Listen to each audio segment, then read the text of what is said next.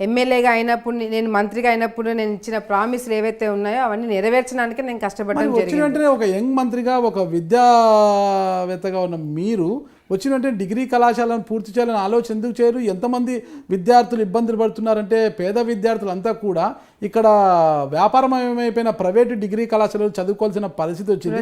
అదే వీరికి ప్రభుత్వ డిగ్రీ కళాశాల తీసుకొస్తాం, మీరు ఎందుకు అనుకోలేదు? డెఫినెట్గా చెప్తాను, మీ క్వశ్చన్కి ఆన్సర్ చెప్తాను. నేను డిగ్రీ కాలేజ్ ఒకటి, తర్వాత రుద్రవరంలో జూనియర్ కాలేజ్ ఒకటి, ఈ 2 ప్రపోజల్స్ తీసుకొని నేను ముఖ్యమంత్రి గారి దగ్గరికి, లేకపోతే గంటా శ్రీనివాసుల దగ్గరికి చాలాసార్లు తిరగడం జరిగింది. మొత్తం బడ్జెట్ అంతా మనకి ప్రాబ్లం ఉంది. డిగ్రీ కాలేజెస్ అన్ని లాస్ట్లో మనం చేద్దాము, ఇప్పుడు మనకి బడ్జెట్ ప్రాబ్లం ఉంది. కొన్ని వరకే ఏదైతే ముఖ్యమంత్రి గారు, అప్పట్లో ఉన్న ముఖ్యమంత్రి గారు ఏదైతే హామీలు ఇచ్చారో, ఆయన పర్సనల్గా ఏదైతే మీటింగ్స్కి వెళ్ళినప్పుడు ప్రామిస్ చేశారో ఫస్ట్ దానికి ప్రిఫరెన్స్ ఇచ్చి తర్వాత అన్ని కూడా సెకండ్ ఫేజ్లో చేస్తామని చెప్పడం జరిగింది. ఆల్రెడీ రుద్రవరంకి జూనియర్ కాలేజు జీవో ఇవ్వడం జరిగింది.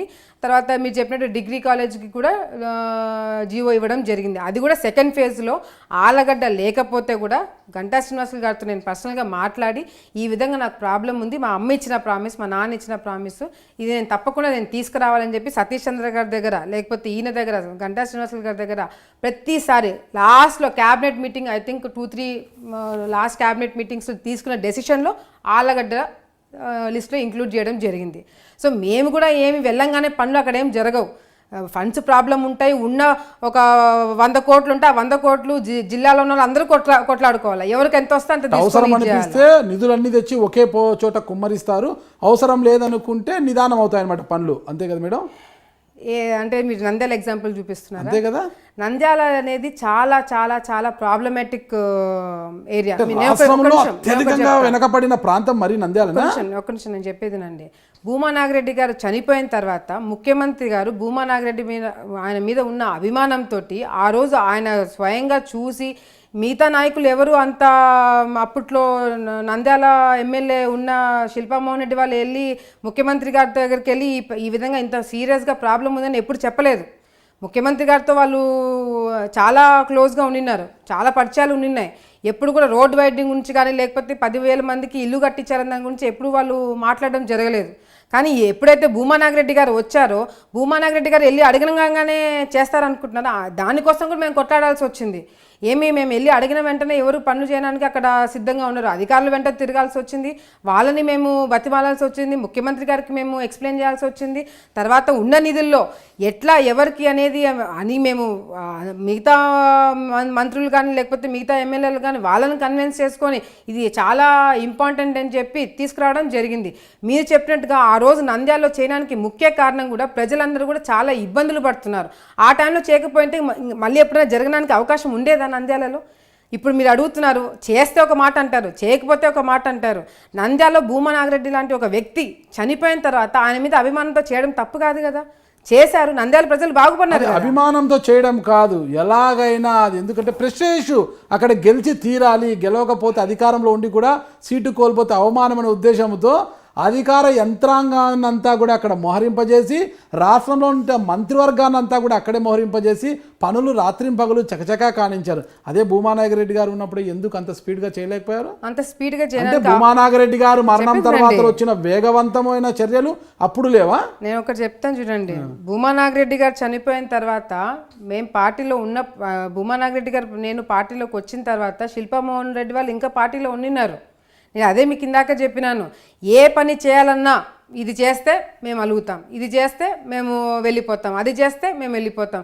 భూమా నాగిరెడ్డి గారు నేను పార్టీలోకి వచ్చేటప్పుడు ఎవరైనా స్వాగతించినారా మమ్మల్ని? ఎందుకు స్వాగతించలేదు? దీనిల కోసమే. ఈ పనులన్నీ జరిగితే ఎవరు మాకు ఇంపార్టెన్స్ ఇవ్వరు అనే ఒక ఉద్దేశంతో భూమా నాగిరెడ్డి గారు పార్టీలోకి వచ్చిన తర్వాత ఎక్కడ పనులు చేయించినారు? ఎక్కడ భూమా నాగిరెడ్డి గారిని ప్రశాంతంగా బతకనిచ్చినారు? ఒక్క పని, మున్సిపాలిటీలో ఒక పని కావాలంటే చైర్మన్ సంతకం పెట్టదు. చైర్మన్ సంతకం పెట్టమని ఏదైనా పైనుంచి ప్రెజర్స్ పెట్టిస్తే శిల్పామోహన్ రెడ్డి వాళ్ళు అలుగుతారు. ఎన్ని కష్టాలు పడ్డారని మీకు తెలీదా అండి? నంద్యాల ఎంత దరిద్రంగా ఉండేది. ఈరోజు ప్రశాంతంగా మీరు వస్తున్నప్పుడు చూసినారా రోడ్ వైడనింగ్ ఎంత బ్రహ్మాండంగా జరిగిందో? నంద్యాలలో ఉన్నన్ని రోజులు రోడ్ వైడనింగ్ ఎవరు చేశారంటే భూమా నాగిరెడ్డి గారి పేరు చెప్పుకుంటారు. అటువంటి పరిస్థితిలో ఈరోజు ఒక చిన్న గల్లీలో ఒక 2 మహిళలు తిరగాలంటే ఎంత ఇబ్బందికరంగా ఉండేది. అటువంటి ఈరోజు రోడ్ వైడనింగ్ బ్రహ్మాండంగా చేసినారు. ఎందుకంటే భూమా నాగిరెడ్డి గారు చివరి వరకు ఆయన చివరి కోరిక నంద్యాల అభివృద్ధి చేసినకపోతే అభివృద్ధి అయ్యేది కాదు. నేను అది కూడా చెప్తున్నా. భూమా నాగిరెడ్డి గారు చివరి కోరిక అందరిని కౌన్సిలర్స్ అందరిని తీసుకొని పోయి ఇది జరగాల నాకు చివరి కోరిక అనేటట్టుగా ముఖ్యమంత్రి గారు అప్పట్లో ఉన్న చంద్రబాబు నాయుడు గారికి వెళ్ళి చెప్పుకున్నారు. ఎన్ని ఇబ్బందులు పడినారో అసలు రోడ్ వైడనింగ్ కానానికి అవన్నీ కూడా చూసుకోవాలి కదా. ఇప్పుడు ఎలక్షన్స్ ఒకటే కారణం అని చెప్పింటే మరి కాకినాడలో చేసినారా ఆ విధంగా? ఒకవేళ గెలవాలని అనుకున్నప్పుడు కాకినాడలో చేసినారా? అట్లా లేదు కదా. కాకినాడలో మేయర్ ఎలక్షన్స్ కదా, ఏదైనా సరే అభివృద్ధి చేయాలి కదా. అక్కడ మేయర్ ఎలక్షన్స్ కి లోకల్ బాడీస్ కి అన్ని ఇంపార్టెంటే నాగరాజు గారు. చిన్న సర్పంచ్ కూడా మనం అనుకుంటాము, ఎందుకంటే మా ఎలక్షన్స్ మమ్మల్ని క్వశ్చన్ చేస్తున్నారు కాబట్టి. లోకల్ బాడీ ఎలక్షన్ ఏదైనా ఇప్పుడు నంద్యాల ఎలక్షన్లో విన్ అయ్యి కాకినాడలో ఓడిపోతే ఏమంటారు? నంద్యాల చేశారు కాబట్టి కాకినాడలో ఓడిపోయినారని అనుకుంటారు. ఆడ టీడీపీకి ఏం లేదనుకుంటారు. నంద్యాలలో గెలిచినారా? మరి కాకినాడలో గెలిచినారా? అప్పుడు ఇవన్నీ కూడా చూసుకోవాలి కదా. అంటే దాని డెఫినెట్ గా డిఫరెన్స్ ఉంటుంది. నేను ఉండనని అనట్లేదు, కానీ దాన్ని బ్లేమ్ చేయడం వల్ల అది రాంగ్ డైరెక్షన్ లో వెళ్తుంది. నేను ఎందుకు చెప్తున్నానంటే డెఫినెట్ గా మీరు చెప్పినట్టుగా కూడా నంద్యాల ఉప ఎన్నికలు వచ్చినాయి కాబట్టి కొంచెం ఎక్స్ట్రాగా చేయడం కానీ లేకపోతే అది ప్రెస్టేజ్గా తీసుకోవడం కానీ జనరల్గా జరిగేదే. అది భూతత్వంలో పెట్టి చూసేంత తప్పు కాదని నేను అంటున్నాను. ఎందుకంటే మా నాన్న చనిపోయినాడు, ఆడ ప్రజలు ఇబ్బందులు పడుతున్నారు, ఆడ శిల్ప వాళ్ళ అరాచకాలు ఎక్కువైనాయి. ఇవన్నీ శిల్ప వాళ్ళు ఆ రోజు మరి ఎందుకు అంత మెజారిటీ వచ్చింది? కేవలం అభివృద్ధి చేశామనే కదా. అంత అభివృద్ధి వాళ్ళు తెలుగుదేశం పార్టీలో ఉన్నప్పుడు ఎందుకు చేయలేకపోయినారు? 27,000 మెజార్టీ వచ్చింది కదా. 27,000 మెజార్టీ వచ్చినందుకే శిల్ప వాళ్ళ అరాచక వ్యక్తులైతే ఆళ్లగడ్డలో 37,000 మెజార్టీ గంగుల నానికి వచ్చినప్పుడు భూమా ఫ్యామిలీ ఇంకెంత పెద్ద అరాచక వాళ్ళు. మీరు చెప్పినట్టుగా నేను అన్ని అరాచకాలే చేశాను అనుకుందాము, వచ్చే ఎన్నికల్లో చూసుకుందాము. నేను నిజంగా అన్ని అరాచకాలు చేశానని మీరు బయట ఒక్క వ్యక్తితో అనిపించండి, నేను ఒప్పుకుంటా. రాజకీయ సన్యాసమే తీసుకుంటా నేను, అంతే అంటారా? ఇది బాగా మేడం రాజకీయ సన్యాసం. నా సంగతి మీకు తెలియదులేండి, నేను అట్లా చెప్పి చేసేద్దాం కానీ మీరు పార్టీలకు సంబంధం లేకుండా నా పార్టీ బీకే పర్సద్ అన్నారు శంకర్ నారాయణ మీద నేను గెలవకపోతే రాజకీయ సన్యాసం చేసుకుంటా. చూడండి, వాళ్ళు చెప్పారు వీళ్ళు చెప్పారు, నా కాడికి వచ్చి చెప్తే నేను దానికి ఆన్సరబుల్ కాదు. వాళ్ళు చెప్పిన దానికి నేను చెప్తున్నా కదా.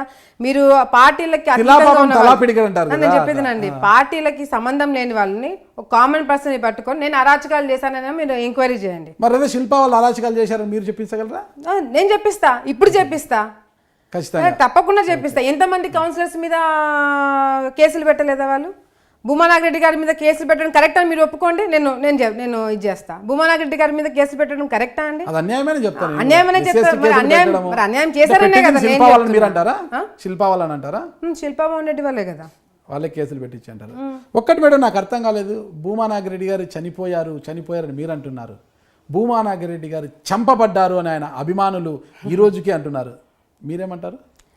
భూమా నాగిరెడ్డి గారిని చంపేంత ధైర్యము ఎవరికి లేదు. కాకపోతే ఏంటంటే శోభా నాగిరెడ్డి గారు చనిపోయి భౌతికంగా కాదు మెంటల్ గా హరాస్మెంట్ చేసి చంపేశారు. మెంటల్ గా హరాస్మెంట్ ఉంటది, మెంటల్ హరాస్మెంట్ ఉందని నేను కూడా చెప్తున్నాను. మెంటల్ హరాస్మెంట్ సందర్భంగా చంద్రబాబు నాయుడు గారు అంటే అక్కడ శిల్పా చక్రపాణి రెడ్డి వాళ్ళకి సహకరించడం లేదు, ఈయన హాస్పిటల్గా పరిమితం అయిపోయి ఈయన సహకరించడం లేదని ఇక్కడ నుంచి చాలామంది వెళ్ళి కంప్లైంట్ చేస్తే ఒక హాస్పిటలైజేషన్లో ఉన్న భూమా నాగిరెడ్డి గారిని ఆగ మేఘాల మీద అమరావతికి పిలిపించుకొని మాట్లాడి అక్కడ ఆయన మందలించి హాస్పిటల్లో ఉన్న నేను ట్రీట్మెంట్ తీసుకోవాలన్నా వినిపించకుండా అవన్నీ అవసరం లేదు, అవసరమైతే నీకు అక్కడికి హాస్పిటల్ పిలిపించి చికిత్స చేస్తా, నువ్వు ఖచ్చితంగా పని చేసి తీరాలి లోకల్ అని చంద్రబాబు నాయుడు గారు అంటే మా నాన్న సరే అని తలూపి వెళ్ళిపోతారా? చంద్రబాబు నాయుడు గారు ఒత్తిడి చేయడం వల్లే ఆ ఒత్తిడి భరించలేకే మీ నాన్నగారిని డాక్టర్ గారు మద్యం తీసుకోవద్దు స్మోకింగ్ చేయవద్దన్నా కూడా ఆ ఒత్తిడితో అవి తీసుకోవడం వల్లే ఆయన ఒత్తిడి భరించలేక చనిపోయారు. ఆ నెపాన్ని తుడిపేసుకోవడానికి ఆ పాపాన్ని కడిగేసుకోవడానికి చంద్రబాబు నాయుడు గారు ఇక్కడికి వచ్చి పాడమోశారు, బరియల్ గ్రౌండ్ వరకు వచ్చారు అని ఆయన అభిమానులు. నేను అక్కడితో మీరు ఆపేయండి, ఎందుకంటే నేను చెప్తాను చూడండి, ఒకవేళ నిజంగా చంద్రబాబు నాయుడు గారు ప్రెషర్ పెట్టి మా నాన్నని పంపించినా మా నాన్న వెళ్ళినా నేను తెలుగుదేశం పార్టీలో ఉండేదని కాదు. మా నాన్న ఆ కారణానికి చనిపోయి ఉంటే మాత్రం నేను తెలుగుదేశం పార్టీలో ఉండేదని లేదు కదా. ఎందుకు లేదు? అంటే ఇంకా రూలింగ్ పార్టీలో ఉంటేనే భూమా కుటుంబం ఉండగలుగుతారు. ఎందుకు వెళ్ళలేదు? అప్పటికే పార్టీ మారారు అంటే మేము ఇంకా సర్వైవ్ కాలేమా?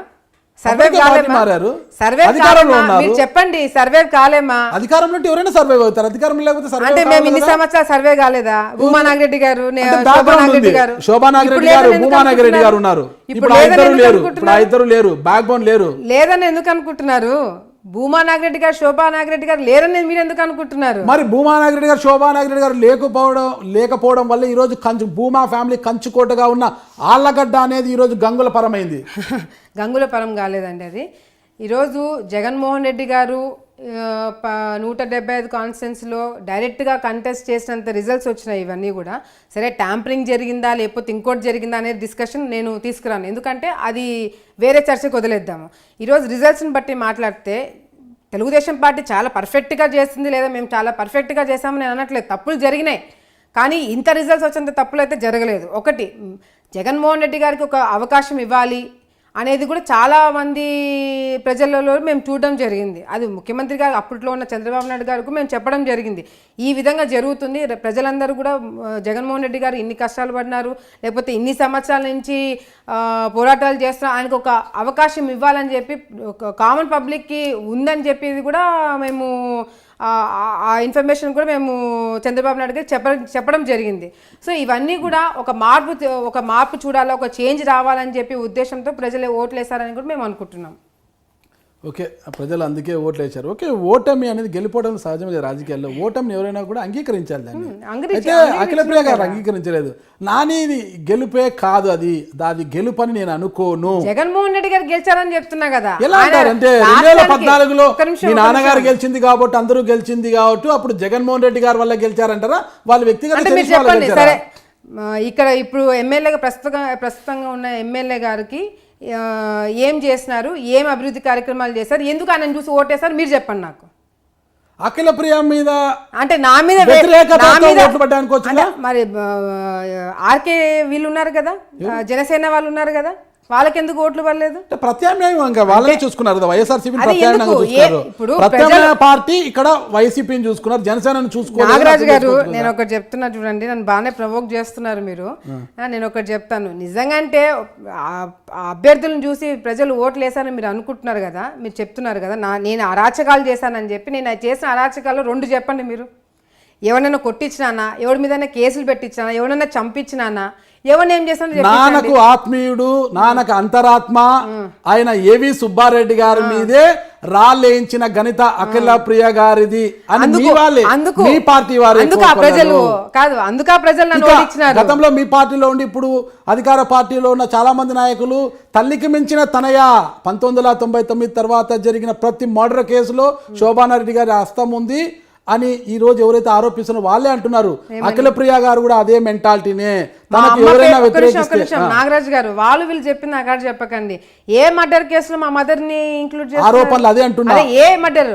అదే నా ఇంటర్వ్యూలోనే ఆరోపిస్తున్నారు. ఎవరు? ప్రతి మర్డర్ లో, ఏ మర్డర్? ప్రతి మర్డర్ లో జరిగిన తర్వాత వేగ్గా మాట్లాడకండి. మీ మీద రెస్పెక్ట్ తోటి నేను ఇంటర్వ్యూలో కూర్చున్నా. సరే, ఇప్పుడు ఏ మర్డర్ జరిగిందని చెప్పి శోభా నాగిరెడ్డి గారి పేరు తీసుకొచ్చినారు? 99 తర్వాత అనేది నేను ఆరోపించేది కాదు, మీరు ఒక ఇంటర్వ్యూ చూసింటారు. ఆ ఇంటర్వ్యూలో కొంతమంది ఆరోపించినవి. ఆ తర్వాత మొత్తం కూడా రాజకీయాన్ని నడిపింది, పొలిటికల్ ఫ్యాక్షన్ నడిపిందంతా కూడా శోభా నాగిరెడ్డి గారే అన్న ఆరోపణలు మా ఇంటర్వ్యూలో చేసినారు. అదే మీ ముందు ఈ రోజు నేను ప్రస్తావిస్తున్నాను. నేను సరే బానే ఉంది, మర్డర్లు చేసుకుంటా పోతే ఎవడన్నా ఉంటాడా ఈడ? మర్డర్లు చేసుకుంటా పోతే నేను అధికారంలో 2.5 సంవత్సరాలు ఉన్నాను, ఎవరిని మర్డర్ చేసినాను? నా మెంటాలిటీ అట్లయితే ఎవరిని కొట్టించినా, ఎవరిని మర్డర్ చేయించిన? కొట్టించారు, రాళ్లతో దాడి చేయించారు, ఆయన ఆరోపించారు కదా. ఒక నిమిషం, నేను ఆరోపిస్తా. నన్ను ఇంకొకటి ఎవడో ఫోన్ చేసి ఇచ్చేసాను, నేను ఆరోపిస్తా. వాళ్ళని బ్లేమ్ చేస్తారా మీరు? నేను బ్లేమ్ చేస్తారా? ఇప్పుడు ఏవి సుబ్బారెడ్డి టాపికే కాదు ఇక్కడ. ఏవి సుబ్బారెడ్డి గారికి ఆళ్ళగడ్డకి ఏం సంబంధం ఉంది? ప్రజలు నాకు అగెన్స్ట్గా ఓటేస్తారండి. మీరు చెప్పిన పాయింట్ నేను ఎందుకు ఓడిపోయినా అంటే ఏవి సుబ్బారెడ్డిని దూరం పెట్టాను కాబట్టి. సుబ్బారెడ్డి గారికి ఆళ్ళగడ్డకి సంబంధం లేదంటారా? డైరెక్ట్ ఎలక్షన్ కి ఏమొచ్చినారు? డైరెక్ట్ గా ఏమన్నా ఇక్కడ ఇన్వాల్వ్ అయినారా? ఏవి సుబ్బారెడ్డి గారు సైకిల్ ర్యాలీ చేయాలని వచ్చినప్పుడు మీరు వ్యతిరేకించి అతనిపై రాళ్ళు వేయించారని అప్పుడు మొత్తం కూడా మీడియాలో అల్చలేంది. ఏవి సుబ్బారెడ్డి గారు కూడా అఖిలప్రియ గారే గూండాలని, అఖిలప్రియ గూండాలను అన్నిపై దాడి చేశారని ఆరోపించారు కదా. దానికోసం ప్రజలు నాకు ఓట్లేదని అంటున్నారా మీరు? అంటే అంటున్నారన్నమాట. దాడులు చేయించారా అంటే ఎగ్జాంపుల్ ఒక చెప్పారు, నేను అనడం కాదు. కాదు అట్లాంటప్పుడు నేను గంగులోల మీద చేపిస్తా కదా, ఏవి సుబ్బారెడ్డి మీద చేపిస్తే అంటే ఆ రోజు మీరు ఏవి సుబ్బారెడ్డిని ప్రత్యర్థిగా భావించారని ఆయన అన్నారు. ఏవి సుబ్బారెడ్డి వైఎస్ఆర్సీపీ క్యాండిడేట్ కాదు కదండి. మీ పార్టీలో ఉన్న ఏవి సుబ్బారెడ్డి గారిని మీరు అణచివేశారు అని ఆయనే అన్నారు. ఇప్పుడు నేను అనేది కాదు.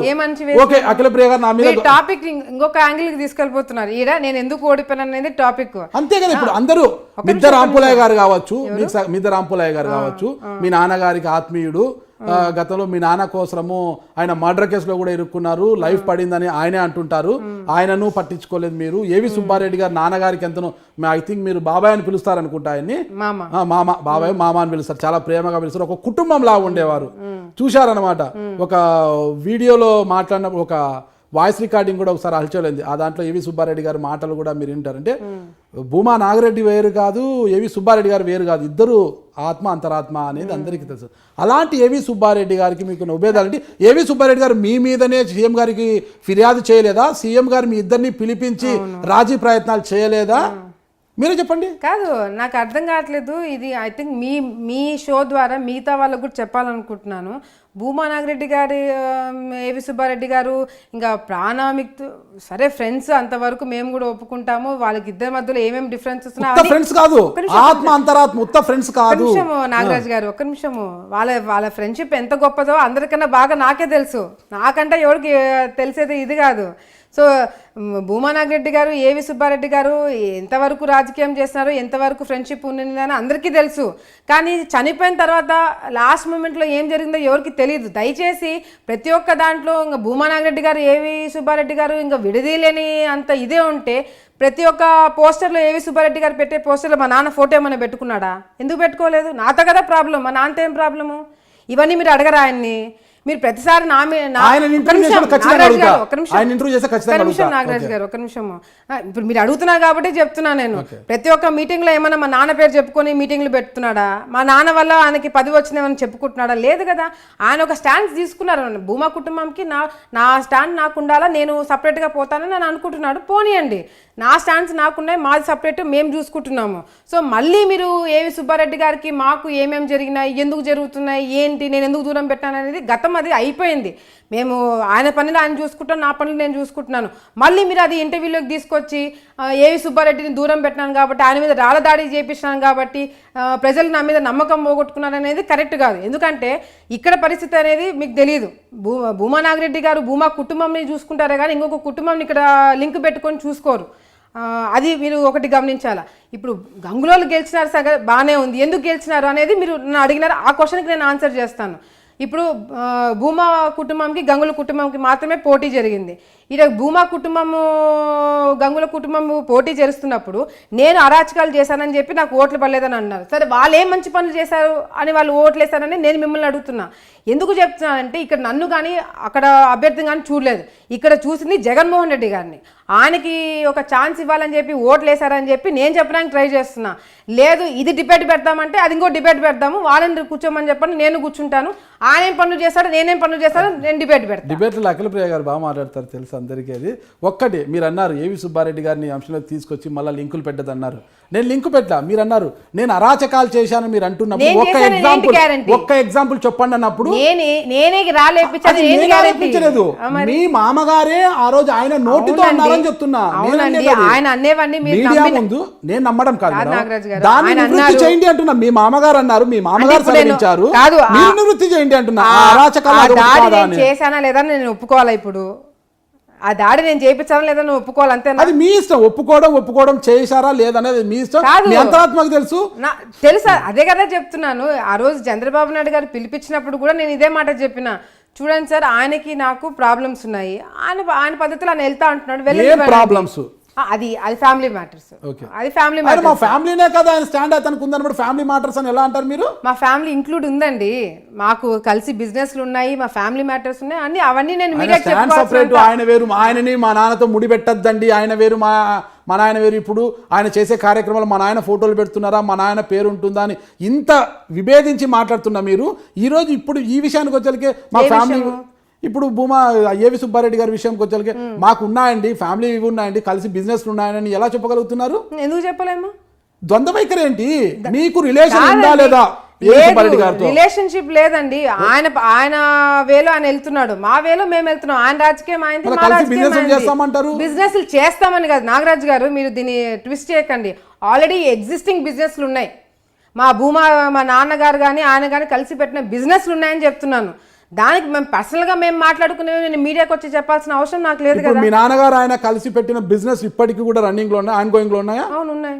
ఎవరు చేస్తున్నారు దాన్ని, ఎవరు ఫాలో చేస్తున్నాము? మరి ఇప్పుడు మీ మధ్య టర్మ్స్ లేనప్పుడు ఇద్దరు కలిసి ఎలా చేస్తారు? ఇప్పుడు అంటే ఇప్పుడు మా మధ్యన మీరు పంచాయతీ చేస్తారా? నేను పంచాయతీ అంత మీరు ప్రాబ్లం సాల్వ్ చేయగలిగితే మీరు అడగండి. మేము బిజినెస్ చేసుకుంటామా, మేము కొట్లాడుకుంటాం అనేది మా పర్సనల్, అది ఆల్రెడీ అయిపోయింది. ఒక రాజకీయ క్షేత్రంలో ఉన్నాడు, ప్రజాక్షేత్రంలో ఉన్నాడు, ప్రజల మధ్య ఉన్నప్పుడు మీ పర్సనల్ ప్రజలకు ఏమైనా ఇబ్బంది పెడుతున్నామా? ఎవరు ప్రజలకు ఏమైనా ఇబ్బంది? ఆ రోజు రాళ్ల దాడి జరిగినప్పుడు ప్రజలు ఇబ్బంది పడ్డారు కదా, ఎవరి మీద ఏ రాయి పడుతుందని తెలియక.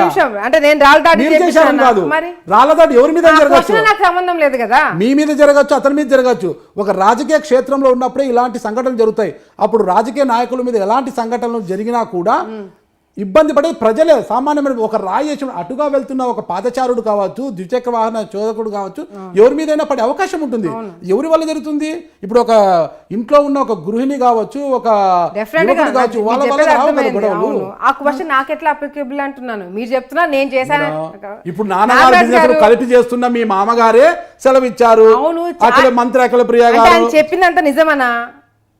ఆయన చెప్పినంత నిజమని మీరు నేను అడుగుతున్నా మేడం మిమ్మల్ని. అంటే ఏం చెప్పాలా నాగరాజు గారు? అంటే నేను చేశానని చెప్పాలా, చేయలేదు ఇప్పుడు ఒప్పుకోవాలా మీ షోలో? నేను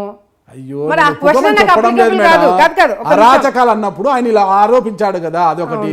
ఎన్నికల సమయంలో అహోబిలం దగ్గర చాలా మంది ఆరోపణలు చేశారు, ప్రూవ్ చేసేదానికి ఏముందని అడుగుతున్నా నేను. అహోబిలంలో జరిగిన సంఘటన కావచ్చు, ఆ గంగుల కుటుంబ సభ్యుల మీద మీ వర్గీయులంతా దాడి చేశారు. ఎట్లా గంగుల కుటుంబ సభ్యుల మీద మీ వర్గీయులంతా దాడి చేశారు. మీ భర్త భార్గవ్ గారి మీద అటెంప్ట్ టు మర్డర్ కేసు కూడా నమోదైంది. మీ కుటుంబ సభ్యుల మీద కూడా కేసులు నమోదు చేశారు. గంగుల వాళ్ళ మీద మేము వెళ్ళి అటాక్ చేసినాము, అందుకు వాళ్ళు మేము మా మీద కేసులు పెట్టినారా? అదే మీకు వచ్చిన ఇన్ఫర్మేషన్? అంతే మేడం అని అనుకుంటున్నా నేను కూడా. నాకు అదే ఇన్ఫర్మేషన్ వచ్చింది మేడం. అదే ఇన్ఫర్మేషన్ వచ్చింది కదా. మీరు ఒకసారి వెళ్ళి మీరు ఆ వీడియోస్ చూడండి. మా సిస్టరు, నేను, మా తమ్ముడు, మా హస్బెండ్, మేము నలుగురమే ఆ రోజు ఏజెంట్లుగా కానీ లేకపోతే క్యాండిడేట్లుగా తిరిగింది. మాకు నంద్యాల ఎన్నికల్లో కొంతమంది వెళ్ళినారు మా కుటుంబ సభ్యులు, ఇక్కడ కొంతమంది ఉన్నాము. మేము నలుగురే తిరుగుతుంటే ఎవరి మీద వెళ్ళి అటాక్ చేస్తారండి? వాళ్ళంతా ఎంతమంది ఉన్నారు, మేము ఎంతమంది ఉన్నాము? మీరు క్వశ్చన్ అడిగినా నేను చెప్పండి. ఆ రోజు మా సిస్టర్ కానీ, మా తమ్ముడు కానీ, మా హస్బెండ్, మేము నలుగురమే తిరిగినాం బయట. మా సిస్టరు తర్వాత మా సిస్టర్ ఒకటి, ఇప్పుడు ఎమ్మెల్యేగా ఉన్న క్యాండిడేట్ ఇద్దరు కూడా అహోబిలంలో ఉన్నారు. అహోబిలంలో ఉన్నప్పుడు మీరు నా దగ్గర వీడియోలు కూడా ఉన్నాయి. మీరు హోంవర్క్ బాగా చేసుకుని వచ్చారని అనుకున్నా నేను. మీరు దగ్గర చేసుకున్నా ఇప్పుడు చూపిస్తే ఆ వీడియో అది స్పష్టంగా చూపిస్తాను, ఒకసారి చూస్తాను. మీరు చూడండి, మీ వాళ్ళు చాలా వీరోచితంగా ముందుకు వచ్చారని చాలా మంది అంటున్నారు. నేను కూడా చూస్తాను మేడం, ఆ వీడియోలన్నా చూస్తాను. నేను మొత్తం మీకు స్టోరీ చెప్తాను, అప్పుడు మీరు కరెక్ట్ చేయండి. కానీ విజువలైజ్డ్ బాగుంటుంది మేడం, స్టోరీ కన్నా వినడం కన్నా చూస్తే బాగుంటుంది. నాకు నేను మీకు చూసేలాగే చెప్తాను స్టోరీ కూడా. అంతేనంటే ఓకే, అది మీకు అంత టాలెంట్ ఉంటే నేను చేయలేను.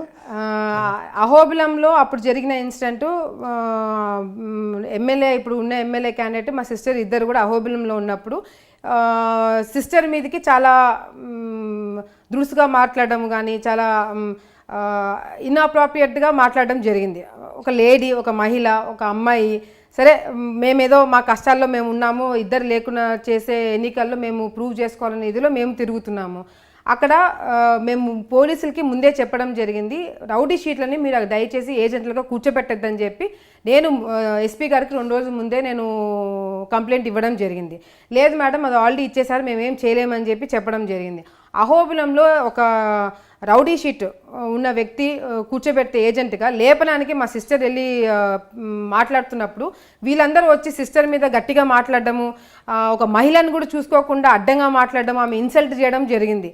ఎప్పుడైతే మా సిస్టర్ని ఇన్సల్ట్ చేశారని చెప్పి మా హస్బెండ్కి కానీ మాకు కానీ ఇన్ఫర్మేషన్ వచ్చిందో మా హస్బెండ్ ఇమీడియట్గా వెళ్ళినాడు. వెళ్ళిన వెంటనే అక్కడ కూడా వాళ్ళు మా సిస్టర్ మీద కమెంట్స్ చేస్తుంటే ఇంట్లో ఆడవాళ్ళని ఎవరైనా అంటే ఊరుకుంటారా అండి? ఎవరన్నా అంటే ఊరుకుంటారా? లేకపోతే మా అందరికీ ఏమైనా క్రిమినల్ బ్యాక్గ్రౌండ్స్ ఉన్నా? ఎవరి మీద మాకు ఒకరి మీద కూడా కేసులు లేవే ఎప్పుడు కూడా. మేమంతా చదువుకొని సిటీలలో చదువుకొని వచ్చిన వాళ్ళం, మాకేమీ క్రిమినల్ బ్యాక్గ్రౌండ్ కానీ లేకపోతే ఇక్కడ ఉండి రాజకీయాలు చేయాల్సిన అవసరం కూడా మాకు ఎప్పుడు పట్టలేదు. మా తల్లిదండ్రులు చనిపోయినారు కాబట్టి మేము బాధ్యత తీసుకొని ఇక్కడికి రావడం జరిగింది. మేము గొడవలు పెట్టుకొని మడ్డర్లు చేసి మేము మళ్ళీ 20 సంవత్సరాలు వెనక్కి వెళ్ళాల్సిన పరిస్థితి మా కార్యకర్తలు కానీ మేము కానీ తీసుకురాము. ఇంట్లో ఒక లేడీని, మా చెల్లెల్ని అంటే మా హస్బెండ్ రియాక్ట్ కాకుండా ఎట్లుంటాడు? మా సిస్టర్ మీద కూడా సరే, మా సిస్టర్ని అన్నాడు, మా హస్బెండ్ రియాక్ట్ అన్నాడుగా, మా హస్బెండ్ మీద కేసు పెట్టినారు. మా సిస్టర్ మీద 307 ఎందుకు పెట్టినారు? మామూలుగా అయితే మా సిస్టర్ షీఈ్ ద విక్టిమ్. మా సిస్టర్ మీద 3 అటెంప్ట్ టు మర్డర్ కేసు పెడతారా మహిళల పైన? మహిళల మీద పెట్టకూడదు మేడం. అక్కడ ప్రూఫ్ కరెక్ట్గా ఉంటే పెట్టచ్చు. ఏముందని పెట్టినారు అక్కడ? మా సిస్టర్ని ఇన్సల్ట్ చేసినారు. అంతమంది మగవాళ్ళు వచ్చి ఆడవాళ్ళ మీద పడుతుంటే రియాక్ట్ కాకుండా ఇంట్లో మగవాళ్ళు ఎట్లు కూర్చుంటారని నాకు అర్థం కాదు. జరిగింది అంటే మీరు చెప్తుంది వేరే, మరో రకంగా వాళ్ళు చెప్తుంది వేరే. వాళ్ళ వర్గీయుల్ని అంటే మీకు అనుకూలంగా ఉన్న ఒక సిఐ అక్కడ బంధించి వాళ్ళని అరెస్ట్ చేసి రాత్రి నుంచి పొద్దునకి హింసించాడు. దాన్ని ప్రశ్నించడానికి వెళ్ళినప్పుడు పోలీస్ రిపోర్ట్ తీసుకోండి. పోలీస్ ఎఫ్ఐఆర్ కూడా చాలా క్లియర్ గా ఉంది. అట్లాంటప్పుడు వాళ్ళ మీద కూడా పోలీసులు కేసులు పెట్టరు కదా. మీ వారు చాలా దురుసుగా వెళ్ళారు అంటే అక్కడ గంగుల నాని గారు కావచ్చు, భార్గవ్ గారు కావచ్చు, ఇద్దరు కులాల పేరుతో దూషించుకుంటూ నువ్వెంత అంటూ రాజకీయ అన్ని అంత నీచంగా రాజకీయాలు చేయాలి. అప్పటికే అంటే ఆ గొడవ జరుగుతుందని తెలుసుకొని ముందరికి అప్పటికే భార్గవ్ గారు మిత్రులు హైదరాబాద్ నుంచి, వైజాగ్ నుంచి అప్పటికే అక్కడికి వచ్చి చేరుకున్నారు. మొత్తం కలిపి ఒక పథకం ప్రకారమే ఆడ గొడవ చేసి చాలా పెద్ద సినిమా స్టోరీ, నాకన్నా మంచి స్టోరీ మీరు చెప్తున్నారు. యాక్చువల్ గా నేను కళ్ళ కట్టినట్టు చెప్పడం లేదు, మీరు చెప్తారేమో చూశాను. చాలా సింపుల్ ఉంటది, చాలా సింపుల్ ఉంటది. మీరు చాలా అది ఇంకా ఒక పెద్ద రాయలసీమ సినిమా తీస్తున్నట్టుగా చెప్తున్నారు. అదంతా ఏం జరగలేదు. హీట్ ఆఫ్ ద మూమెంట్లో సిస్టర్ని అన్నాడు కాబట్టి మా హస్బెండ్ వెళ్ళి రియాక్ట్ అయినాడు. అది తప్పని కొంతమంది అంటారు, కరెక్ట్ అని కొంతమంది అంటారు. ఇంట్లో లేడీస్ని అంటే ఊరుకోండి, ఇంట్లో కూర్చొని ఎవడుంటాడు? నేనున్నా కూడా రియాక్ట్ అయినా. మా చెల్లిని మీ హస్బెండ్ గారి మీద ఇంత కేసు నమోదైందా లేదా? అయింది. అటు ఇప్పుడు ఎమ్మెల్యే క్యాండిడేట్ మీద కూడా కేసు నమోదైంది. అటుపక్క వాళ్ళు కేసులు పెట్టారు, మా మీద కూడా కేసులు పెట్టారు. పోలీసులు పెట్టిన కేసులే ఇవన్నీ కూడా. వాళ్ళు పెట్టింది కాదు, మేము పెట్టింది కాదు. పోలీసులు పెట్టిన కేసు, పోలీసు పెట్టిన కేసు. ఏమీ లేకపోయినా నిప్పు లేకపోయినా పోలీసులు గొడవ జరిగింది కాబట్టి కేసులు పెట్టినారు. గొడవ జరగలేదని అనట్లేదు, గొడవ జరిగింది. ఉత్త గొడవ జరిగితే అటెంప్ట్ మర్డర్ కేసుల వరకు పోతాయి అనమాట. ఉత్త గొడవలు జరిగితే అటెంప్ట్ మర్డర్ కేసు. దెబ్బలు తగిలినాయి కదండి, ఆడ పోలీసులకు దెబ్బలు తగిలినాయి, రాళ్ళు వేసుకున్నారు. మా వాళ్ళకి దెబ్బలు తగిలినాయి, వాళ్ళకి దెబ్బలు తగిలినాయి, పోలీసులకి దెబ్బలు తగిలినాయి. ఏమీ చేయలేదు, అన్ని అభివృద్ధి చేసినా అఖిలప్రియ గారిని ప్రజలు ఓడించారు. ఓకే మేడం, ఇక పక్కన పెడతారు. అభివృద్ధి చేశారు కానీ తప్పులే చేయలేదని అనట్లేదు. లోకల్ లెవెల్లో నేను కూడా కొంతమంది క్యాండిడేట్లని నమ్మి కొన్ని విషయాలు వదిలేయడం జరిగింది. నేను నమ్ముకున్న వాళ్ళే కొంతమంది నాకు తెలియకుండా కొంచెం కరప్షన్లో చేశారని కూడా నాకు తర్వాత కొన్ని సంఘటనలు తెలియడం జరిగింది. నేను తప్పులే చేయలేదు, నేను చాలా కరెక్ట్గా ఉన్నాను, ఓన్లీ అభివృద్ధి చేశానని నేను అనట్లేదు. నా సైడ్ నుంచి కూడా తప్పులు జరిగినాయి. నాగరాజ్ గారు, ఇందాక మీరు ఒక పాయింట్ అన్నారు, గతంలో జరిగిన శోభా నాగిరెడ్డి గారు, భూమా నాగిరెడ్డి గారు ఉన్నప్పుడు జరిగిన మర్డర్లన్నీ కూడా మా మదర్ ప్లాన్ చేశారు. ఇప్పుడు నేను మా మదర్ చనిపోయిన 99 తర్వాత జరిగిన, సరే 99 తర్వాత జరిగిన మర్డర్లో మా మదర్ ప్లానింగ్ చేసేది. తర్వాత నాకు ఆ మెంటాలిటీ వచ్చిందని మీరు ఒక పాయింట్ అన్నారు. యాక్చువల్గా మొన్న నేను మీ ఇంటర్వ్యూ ఒకటి చూసిన. దాంట్లో ఎవరైతే ఇజిగల్ రాంపూలారెడ్డి ఇంటర్వ్యూ మీరు తీసుకున్నారో ఆయన అన్నాడు, భూమా నాగిరెడ్డి గారు, శోభా నాగిరెడ్డి గారు చనిపోవడం వల్ల నాకు చాలా ఆనందం కలిగింది, వాళ్ళిద్దరు చనిపోయినందుకు చాలా సంతోషపడినామని చెప్పి అంటూ, సరే ప్రత్యర్థుల దగ్గర నుంచి మేము దానికన్నా ఎక్కువ ఏమీ ఎక్స్పెక్ట్ చేయలేం కానీ అంటూ శోభమ్మ మర్డర్ కేసులో ఇట్లా ఈ విధంగా ఇన్వాల్వ్ అయ్యి మర్డర్ ప్లానింగ్ ఇవన్నీ చేసేది రాక్షసి అని చెప్పి ఒక మాట అన్నాడు. బుద్ధున్నోడు ఎవడు, రాజకీయాల్లో ముందుకు వెళ్ళాలనుకున్నవాడు, ప్రజల్లో ఉండేవాడు ఎవడు కూడా, బుద్ధునోడు ఎవడు మహిళల గురించి ఆ విధంగా మాట్లాడడం. నిజంగంటే శోభమ్మ కానీ భూమా నాగిరెడ్డి గారు కానీ ప్లానింగ్ చేసి ఈయన మీద స్కెచ్ చేసింటే బతికి బయటపడే ఛాన్సే లేదు. నాకు తెలిసి మా అమ్మ ప్లానింగ్ చేయకుండా మా నాన్నని కంట్రోల్ చేసి వేరే డైరెక్షన్లో తీసుకెళ్ళింది కాబట్టి ఈరోజు వీళ్ళు బతికి బయటపడ్డారని చెప్పి నేను అనుకుంటున్నాను. అదే మాట ఇజిగల్ రాంపూలారెడ్డి గారు కూడా అంటున్నారు, మేము ప్లాన్ చేసి ఉంటే మాకు దొరికినంటే భూమా నాగిరెడ్డి గారు ఉండేవారు కాదని. అదే మాట ఇప్పుడు ఎన్నెన్నా మాట్లాడతాడు. ఇప్పుడు వాళ్ళిద్దరు లేరు కాబట్టి ఎన్నెన్నా మాట్లాడతాడు. ఇంటర్వ్యూలో ఒక మహిళ గురించి రాక్షసి అని చెప్పి మా అమ్మ గురించి అంత మాట్లాడుతున్నాడు. ఇదే మాట వెళ్ళి వైఎస్ఆర్సీపీలో ఉన్న జగన్మోహన్ రెడ్డి గారి ముందర మాట్లాడమని చెప్పండి మా అమ్మ గురించి, 4 పీకి పక్కన కూర్చోబెడతాడు. ఈరోజు శోభా నాగిరెడ్డి గారు ఆలగడ్డ ప్రజల గురించి వైఎస్ఆర్సీపీలో ఉన్నప్పుడు ఏ విధంగా కష్టపడిందో, జగన్మోహన్ రెడ్డి గారి ఫ్యామిలీ గురించి ఎంత కష్టపడిందో అనేది ప్రతి ఒక్కరికి కూడా తెలుసు. ఈరోజు అదే పార్టీలో ఉంటూ నువ్వు శోభా నాగిరెడ్డి గారి గురించి రాక్షసి అని చెప్పి ఇంకో విధంగా నువ్వు మాట్లాడితే, ఇది ఫస్ట్ టైం కాబట్టి మేము కూడా దాన్ని ఎక్కువ సీన్ చేయకూడదని వదిలేసినాను. ఇంకొకసారి మా అమ్మగారి గురించి, మా నాన్నగారి గురించి రాజకీయంగా ఏమన్నా మాట్లాడుకో, రాజకీయంగా వాళ్ళు నేరాలు చేశారు, ఘోరాలు చేశారు, ఏమన్నా చెప్పుకో. అంతేగాని రాక్షసి ఇట్లా వ్యక్తిగతంగా విమర్శలు చేస్తే మాత్రం మేము కూడా ఊరుకునే ప్రసక్తి లేదు. నోరు అదుపులో పెట్టుకొని మాట్లాడితే బాగుంటుందని చెప్పి కూడా ఆయనకు తెలియజేసుకుంటున్నాము. వైఎస్ఆర్సీపీ పార్టీలో ఉన్నాడు. అదే వైఎస్ఆర్సీపీ నాయకులు ప్రతి ఒక్క కార్యకర్తలు, నాయకులు కూడా కాళ్ళు రొగ్గొడతారు, ఇంకొకసారి శోభమ్మ గురించి మాట్లాడతారని చెప్పి కూడా ఆయనకు తెలియజేసుకుంటున్నాం. వాళ్ళకేం అవసరం, వైఎస్ఆర్సీపీ వాళ్ళకేం అవసరం? శోభా నాగిరెడ్డి గారు పార్టీ లేదు కదా, శోభమ్మ గారు అయిపోయారు. శోభమ్మ గారు మరణం నేను చెప్తా ఎందుకు ఈరోజు భూమా నాగిరెడ్డి గారు చనిపోయిన తర్వాత మేము పార్టీలో మారినాము, అదంతా ఓకే. జగన్మోహన్ రెడ్డి గారు జైల్లో ఉన్నప్పుడు ఆ రోజు విజయమ్మ గారికి తోడుగా శోభమ్మ గారు ఏ విధంగా కష్టపడినారో, శోభమ్మ గారి గురించి విజయమ్మ గారు ఏమనుకుంటున్నారో, లేదా జగన్మోహన్ రెడ్డి గారు ఏమనుకుంటున్నారో, షర్మిలక్క కానీ భారతక్క కానీ వీళ్ళందరూ కూడా ప్రతి ఒక్కరు శోభా నాగిరెడ్డితో చాలా అటాచ్డ్. అది పక్కన పెట్టినా కూడా ఒక కార్యకర్తగా ఏ విధంగా, ఒక చిన్న స్థాయి కార్యకర్తగా శోభా నాగిరెడ్డి గారు వైఎస్ఆర్సీపీలో పనిచేయడం జరిగింది. ప్రతి ఒక్క కార్యకర్తతో, ప్రతి ఒక్క లీడర్తో, ప్రతి ఒక్క నాయకుడితో, ప్రతి ఒక్కరితో కూడా వైఎస్ఆర్సీపీ పార్టీని బలపరచడానికి శోభా నాగిరెడ్డి గారు ఏదైతే చేయాలో అవన్నీ కూడా చేయడం జరిగింది. అదే వైఎస్ఆర్సీపీ పార్టీలో ఉన్నప్పుడు షర్మిలక్క నంద్యాలకు వచ్చినప్పుడు ఆమెను కలవాలి, ఒక మహిళ వచ్చింది ఇంత దూరం నుంచి ఆమెను కలవడానికి వెళ్ళాలా, భోజనానికి ఏదైనా తీసుకెళ్ళాలని ఒకే ఒక రీజన్తో, ఆ రోజు అవసరం కూడా లేదు, అమ్మ ఆలగడ్డలో ఉన్నప్పుడు అవసరం లేకపోయినా కూడా షర్మిలకు వచ్చిందని చెప్పి ఒకే ఒక రీజన్తో ఆ రోజు నైట్ బయలుదేరి ఆమెను కలవాలి, ఆమెను రిసీవ్ చేసుకోవాలని ఒకే ఒక రీజన్తో శోభా నాగిరెడ్డి గారు వెళ్ళి ఆ రోజు యాక్సిడెంట్లో చనిపోవడం జరిగింది. ఆ రోజు వర్ధంతి కూడా మొత్తం ఫ్యామిలీ అందరూ కూడా రావడం జరిగింది. ఎందుకంటే వాళ్ళందరూ కూడా శోభా నాగిరెడ్డి గారు మీద ప్రేమ పక్కన పెట్టినా కూడా ఈరోజు కార్యకర్తగా ఏ విధంగా పనిచేస్తుంది అనేది కూడా చూడడం జరిగింది. కాబట్టి ఈరోజు అదే పార్టీలోని ప్రతి ఒక్కరు, వైఎస్ఆర్సీపీలో పార్టీలో ఉన్న ప్రతి ఒక్కరు కూడా, సరే నా గురించి మా తండ్రి గురించి మేము పార్టీ మారాం కాబట్టి ఎన్నెన్నో మాట్లాడుకోవచ్చు, కానీ శోభమ్మ గురించి ఎవరు కూడా వైఎస్ఆర్సీపీ పార్టీలో ఎవరు కూడా తప్పుగా మాట్లాడరు అని నేను భావిస్తున్నాను. సో ఆ మర్యాద ఉంది కాబట్టి చనిపోయిన వ్యక్తి గురించి, ఒక శోభా నాగిరెడ్డి గారు లాంటి ఒక వ్యక్తి గురించి ఆయన ఆ విధంగా మాట్లాడడము, ఆ పార్టీలో ఉంటూ మాట్లాడాల్సిన అవసరం లేదు. నీకు ఏదైనా వ్యక్తిగతంగా నీకేమన్నా మా మీద నీకేదైనా ఉంటే నువ్వు మనసులో పెట్టుకోవచ్చు. చనిపోయిన వ్యక్తుల గురించి నువ్వు మాట్లాడి వాళ్ళ ఆన్సర్ చేసేలేని పరిస్థితుల్లో వాళ్ళు ఉన్నప్పుడు నువ్వు మాట్లాడడం కూడా కరెక్ట్ కాదు.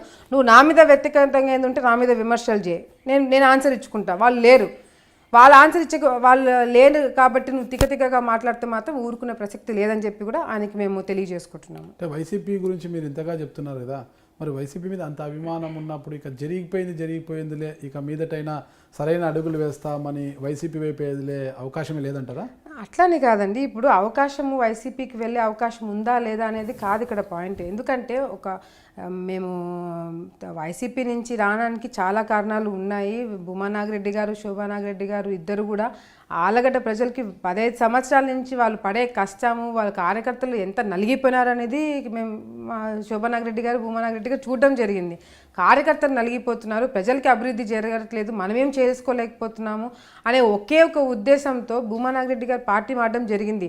ఒక విధంగా నేనేమనుకుంటానంటే, చనిపోతున్నాను ముందే కొంతమంది తెలుసు అని అంటుంటారు కదా, ఆ విధంగా ఆయనకి నేను చివరిగా నేను నా ప్రజలకు ఏదో ఒకటి చేసుకోవాలి అని చెప్పి ఉద్దేశంతో పార్టీ మారారని చెప్పి కూడా నేను అంటే ఆబ్వియస్లీ అదంతా కూడా మా నాన్న డెసిషన్. నేనేమి మా నాన్నతో నేను కూర్చొని మన పార్టీ మారదామని చెప్పేదానికి మా నాన్న అట్లా అనుకున్నాడు.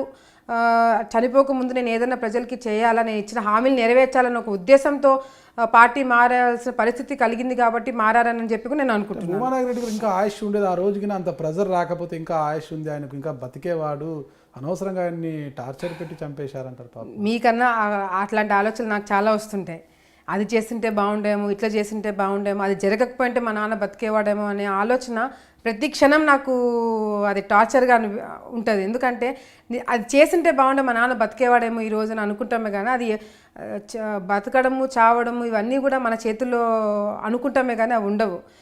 నిజంగా అవి చేస్తుంటే మా నాన్న బతుకుంటాడని గ్యారంటీ ఎవరైనా ఇచ్చింటే నేను చేసేదాన్ని ఫస్ట్, అన్నిటికన్నా ముందు. సో అవి మన చేతుల్లో లేదు అది. కానీ ఈరోజు మేము పార్టీ నుంచి బయటికి వచ్చిన తర్వాత కూడా ఎప్పుడు కూడా మాకు వైసీపీలో అన్యాయం జరిగిందనో లేకపోతే మమ్మల్ని పట్టించుకోలేదనో ఇంకోటో చెప్పి మేము బయటికి రాలేదు.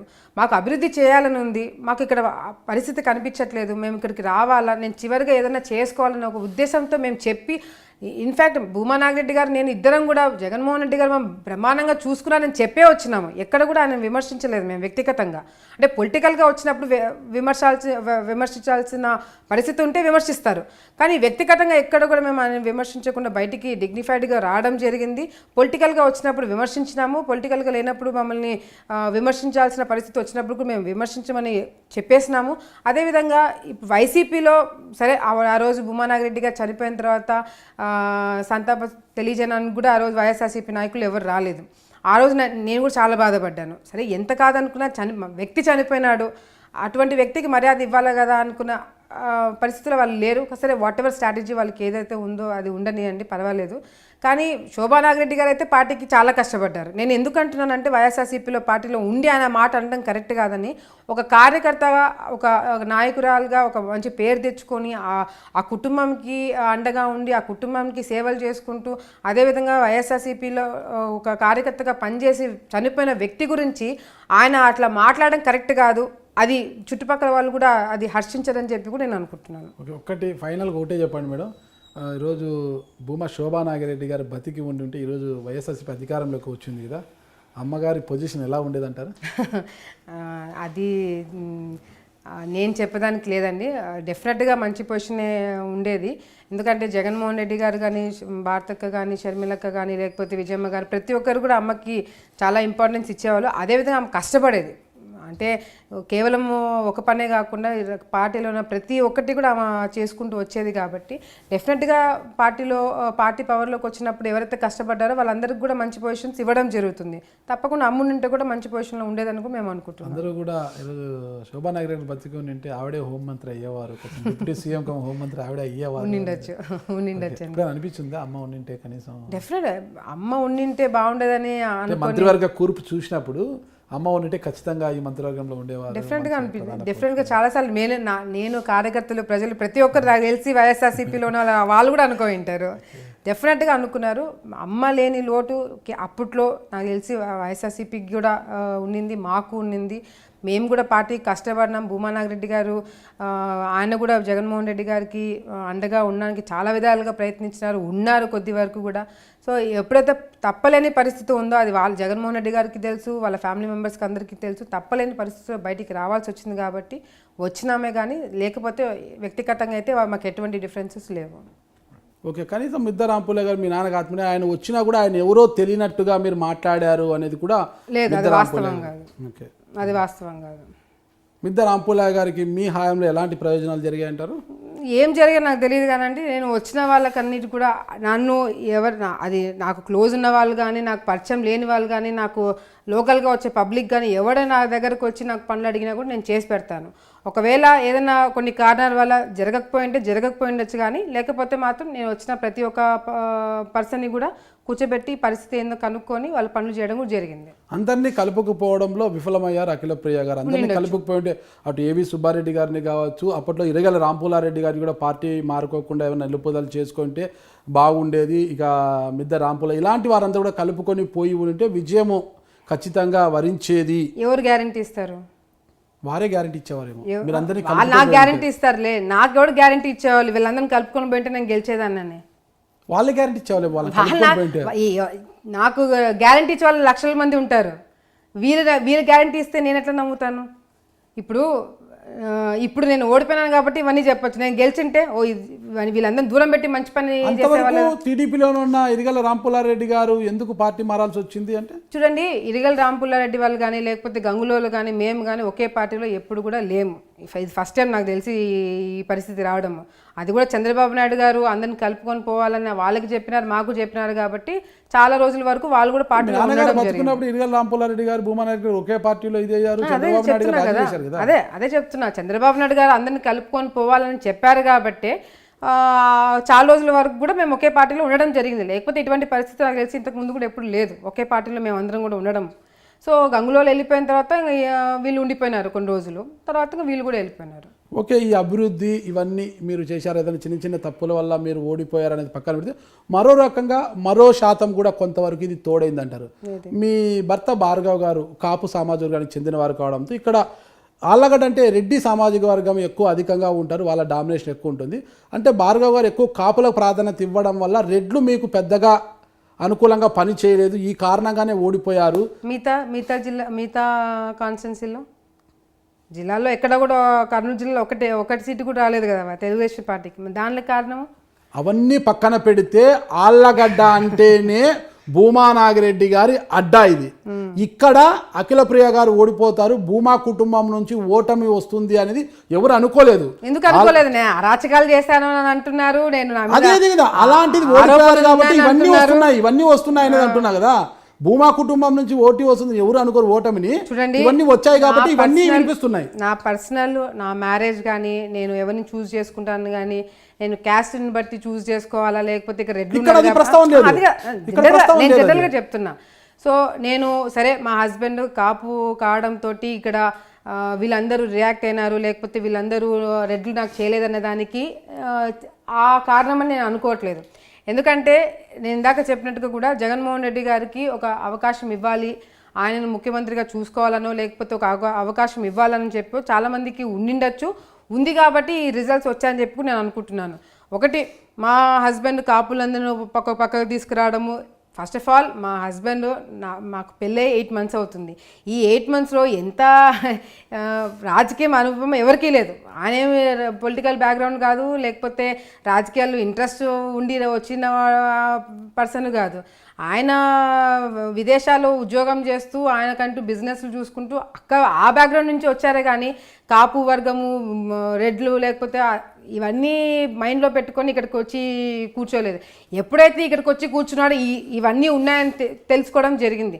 తర్వాత జనరల్గా కూడా ఇప్పుడు కొంతమందికి ఆ ఫీలింగ్ ఉన్న వాళ్ళు సపరేట్గా వచ్చి కలవడం కానీ ప్రత్యేకంగా వాళ్ళని చూడడం కానీ జరిగిండొచ్చు. అంతేగాని ఆ డిఫరెన్సెస్ చూశారు పెట్టారని చెప్పితే మాత్రం వాస్తవం కాదని నేను అనుకుంటున్నాను. అంతేకాకుండా అంటే ఎవరు ఏ పని మీద వచ్చినా కూడా మీరు వెళ్ళి భార్గవతో మాట్లాడండి, భార్గవ గారితో మాట్లాడండి అని చెప్పేవారు. అది కూడా ఒక కారణంగా ఉండేదని ఇప్పుడు వినిపిస్తున్న మాట. లేదేమ్మా, నా చుట్టుపక్కల ఉన్న వాళ్ళు ఎవరికి ఒక్కొక్కరికి ఒక రెస్పాన్సిబిలిటీ ఇచ్చినాము. ఇప్పుడు మీడియాకి సంబంధించి అంటే ఎన్నికల టైంలో మాత్రమే మా హస్బెండ్ ఇన్వాల్వ్ అన్నాడు, దానికన్నా ముందు కాలేదు. మళ్ళీ అది కూడా నేను క్లారిఫై చేస్తున్నాను, ఎందుకంటే మాకు పెళ్ళే 8 months అవుతుంది కదా. ఎప్పుడైతే ఎలక్షన్స్ నేను క్యాంపెయినింగ్ యాక్చువల్గా 2 months ముందే స్టార్ట్ చేశాను. ఎందుకంటే ఈ మంత్రి పదవి ఉండడంతో క్యాబినెట్ మీటింగ్ ఇవన్నీ ఎక్కువ ఉంటాయి కాబట్టి లాస్ట్ మూమెంట్లో రావాల్సి వస్తుందని చెప్పి నేను 2 months ముందే గ్రామాల్లోకి చేయడం జరిగింది.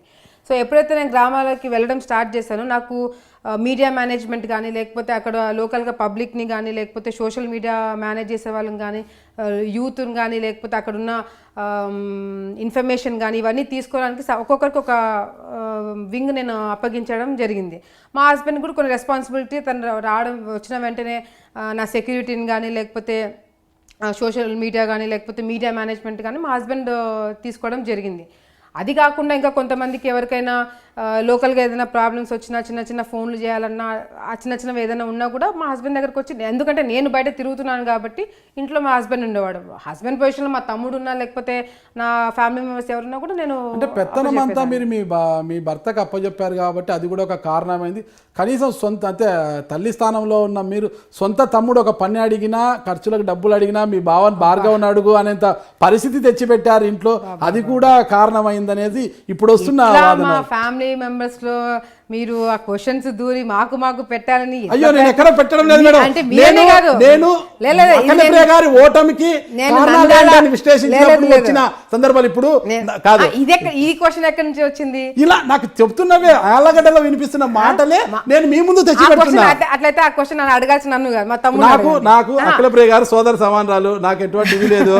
నాన్నగారితో నాకు మంచి పరిచయాలు ఉన్నాయి. నాకు అమ్మగారితో అంటే లేదు, అమ్మగారు ఉన్నప్పుడు నేను పెద్ద కలిసి నాన్నగారితో నాకు మంచి పరిచయాలు, రెగ్యులర్ మాట్లాడాను. మీరు నాకు సోదర సమానంలో ఎప్పుడు కూడా మీతో నాకు మంచి రిలేషన్. ఈ రోజు ఎవరికి మీరు ఇంటర్వ్యూలో నేను అడిగితేనే ఇచ్చారు. బట్ అయితే నేను వచ్చే ముందు నాకంటూ కొంత ఇన్ఫర్మేషన్ కావాలి కదా, డెఫినెట్ గా వచ్చాను నేను అడిగాను కాబట్టి ఇవన్నీ అంటే నాకు తెలియదు. లేదు నాగరాజు గారు, నేను నవ్వుతూనే చెప్తున్నాను. ఇప్పుడు అది అడుగుతున్నా కాదు, మా తమ్ముడికి ఖర్చులకి కావాలంటే మా హస్బెండ్ అది ఒక పెద్ద నేరంగా ఘోరంగా ఎందుకు చూడాలి? దాన్ని కూడా ఇక మీరు ఇవ్వకపోతే భూమా బ్రహ్మానంద రెడ్డి గారే ఇచ్చేవారు జగత్ విఖ్యాతికి. ఇది కూడా చాలా బెంగళూరులో మా చెల్లిని అడిగినాడు అని చెప్పలేదు. కాదండి, ఒక ఫ్యామిలీ మ్యాటర్స్ ఇంత ఓపెన్గా ఎవరో మీకు చెప్పినారని మీరు సరే మీరు క్లోజ్ కాబట్టి నేను కూడా దానికి పెద్ద రియాక్ట్ కావట్లేదు. కానీ అట్లయితే మీరు అడిగిన క్వశ్చన్ మా తమ్ముడిని అడగండి ఫోన్ చేసి, మా తమ్ముడు ఏం సమాధానం చెప్తారో చూడండి. ఇప్పుడే ఫోన్ చేయండి, నాకేం ప్రాబ్లం లేదు. నేను ఫోన్ చేస్తే నేను పరిచయం లేదు కదా, ఒకవేళ నేను పరిచయం ఉండింటే మీ క్లోజ్ ఉండింటే ఒకటి నేను చెప్తున్నా చూడండి, మా ఇంట్లో ప్రతి ఒక్కరం కూడా చాలా ఇండివిజువల్గా పెరిగినాము.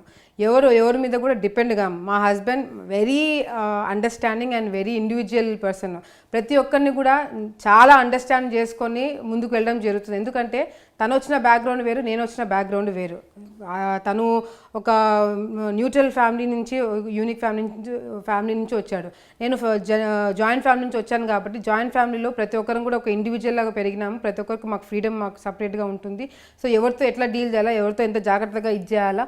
ఎందుకంటే జాయింట్ ఫ్యామిలీలో ఎక్కడ చిన్న పొరపాటుగా ఒక మాట అటు ఇటు అన్నా ఫ్యామిలీ ప్రాబ్లమ్స్ డెఫినెట్గా వస్తాయి. సో అవన్నీ కూడా గతంలో చూశాడు, తెలుసుకున్నాడు కాబట్టి ఏదైనా మాట్లాడినా కూడా ఏదైనా చెప్పినా కూడా చాలా కేర్ఫుల్గా డీల్ చేస్తాడు. అండ్ ఇన్ఫ్యాక్ట్ నాకన్నా ఎక్కువ మా తమ్ముని స్పాయిల్ చేసేది భార్గవే. స్పాయిల్ చేయడం అంటే ప్యాంపర్ చేస్తాడు, గారాబం.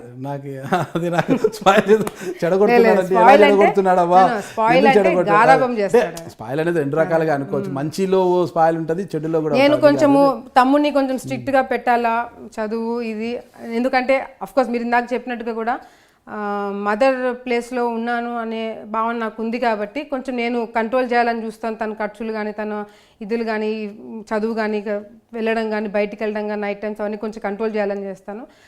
హస్బెండ్ మాత్రం కొంచెం ఫ్రీ హ్యాండ్ ఇస్తుంటాడు. అంటే లేదు ఈ ఏజ్ కదా. బాగా క్లోజ్ ఉంటారా? బాగా క్లోజ్ ఉంటారు. నాకు తెలియకుండా వెనకాల చాలా చేస్తుంటారు. ఏమేం చేస్తుంటారా అసలు? అంటే నాకు తెలియకుండా ఏదైనా పనులు చేయించుకోవడం కానీ, లేకపోతే నేను ఏదైనా వద్దంటే భార్గవ దగ్గరికి వెళ్తాడు, లేకపోతే బ్రహ్మం దగ్గరికి కూడా వెళ్తాడు. అట్లా జరుగుతూ ఉంటాయి ఫ్యామిలీలో. ఓకే, అంతేనా? ఇంకా ఏమైనా చేస్తుంటారా? ఏం లేదు, బావతో ఏమన్నా చెప్తుంటాడు అంటే అన్ని. ఇప్పుడు ఈ మధ్య కొంచెం బాగా క్లోజ్ అవుతున్నారు. మొన్న ట్రిప్ కూడా ముగ్గురం పోయినాము. సో ఇద్దరు బాగా క్లోజ్ అయినారు. అండర్స్టాండింగ్. ట్రిప్ వెళ్ళిన తర్వాత ఇంకా క్లోజ్ పెరిగింది. ఇంకా నన్ను ఎట్లా ఏడిపియాలని ఇద్దరు ప్లాన్ చేస్తుంటారు. అది కూడా ఉంది మళ్ళా బాగా.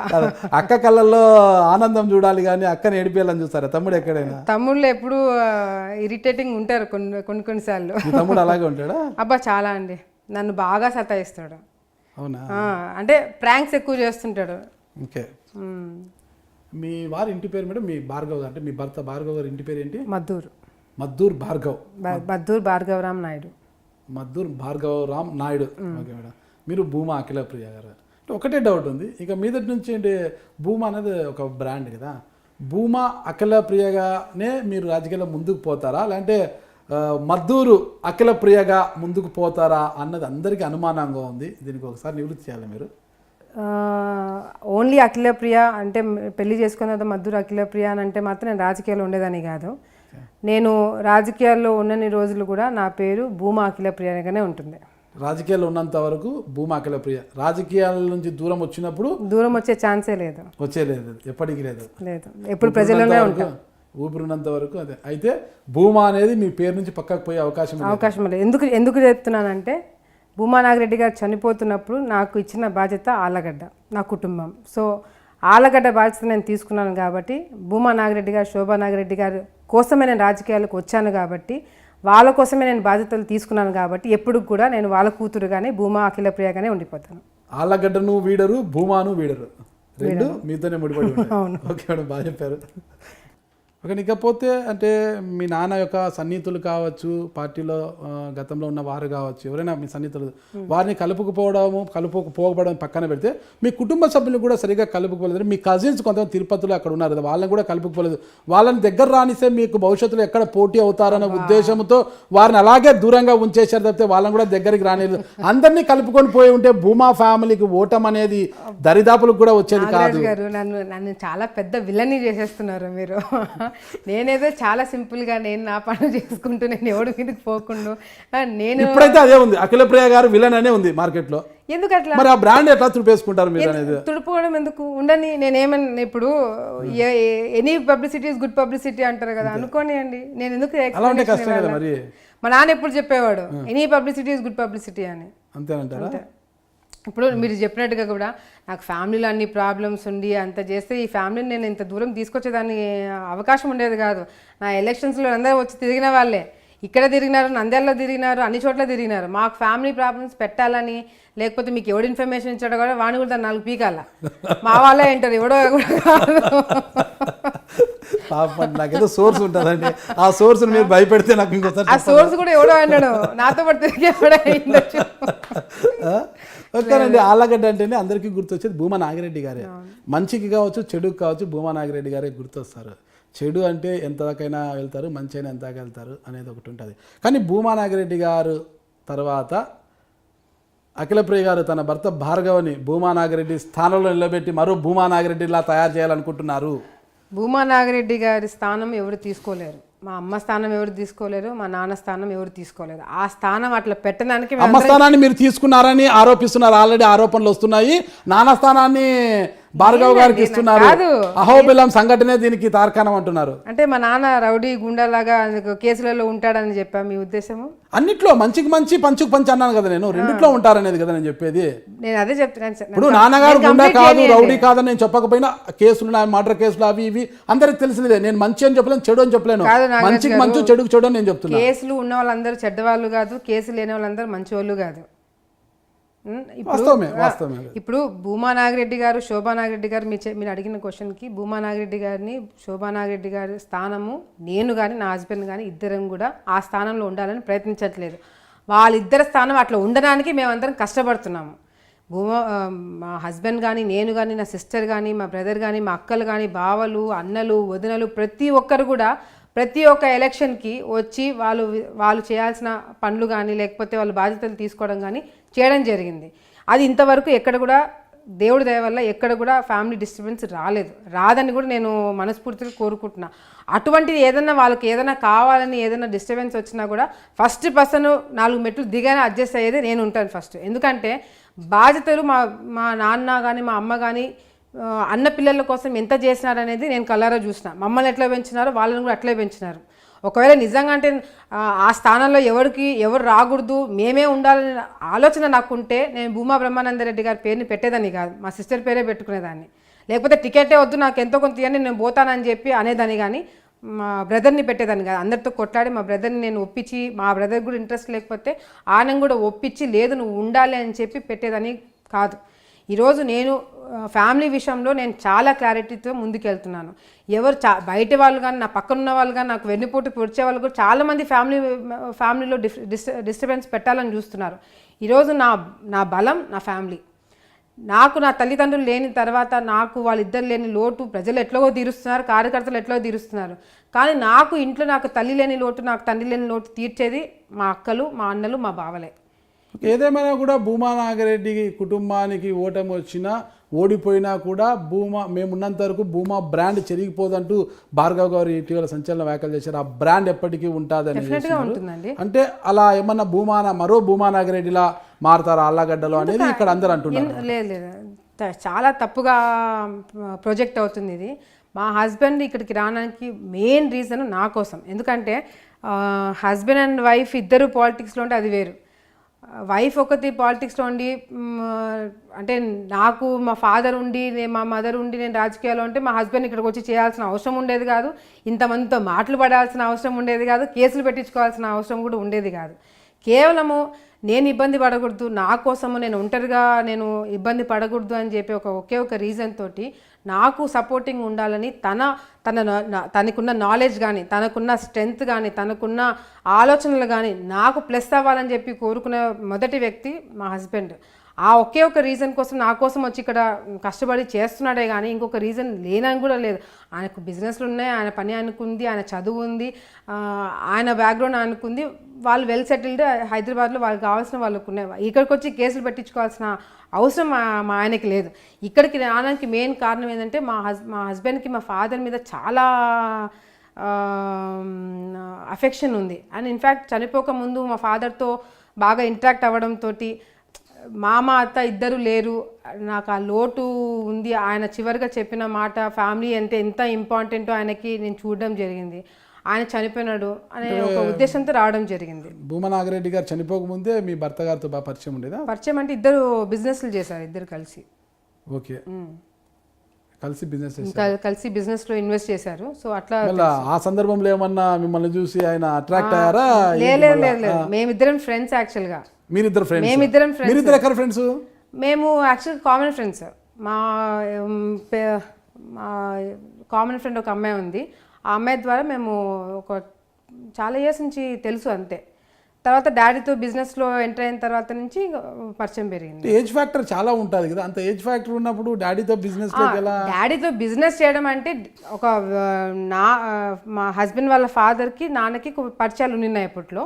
సో అట్లా మా మామయ్య గారు చెప్పడంతో భార్గవ్ హాంకాంగ్ నుంచి వచ్చిన తర్వాత ఏదో బిజినెస్లో ఇన్వెస్ట్ చేయాలన్న ఉద్దేశంతో కామన్గా మాట్లాడుతున్నప్పుడు ఇట్లా భూమా నాగిరెడ్డి గారు ఈ విధంగా ఇన్వెస్ట్ చేయాలనుకుంటున్నారు, ఒక వ్యక్తి ఉండి చూసుకోవడానికి బిజినెస్ అంతా కావాలి అని చెప్పినప్పుడు మా డాడీ మా మామయ్య ఫ్రెండ్స్ అవ్వడంతో అట్లా మా హస్బెండ్ ఇన్వాల్వ్ అయినారు. సో అట్లా మా నాన్న తెలుసు అనమాట.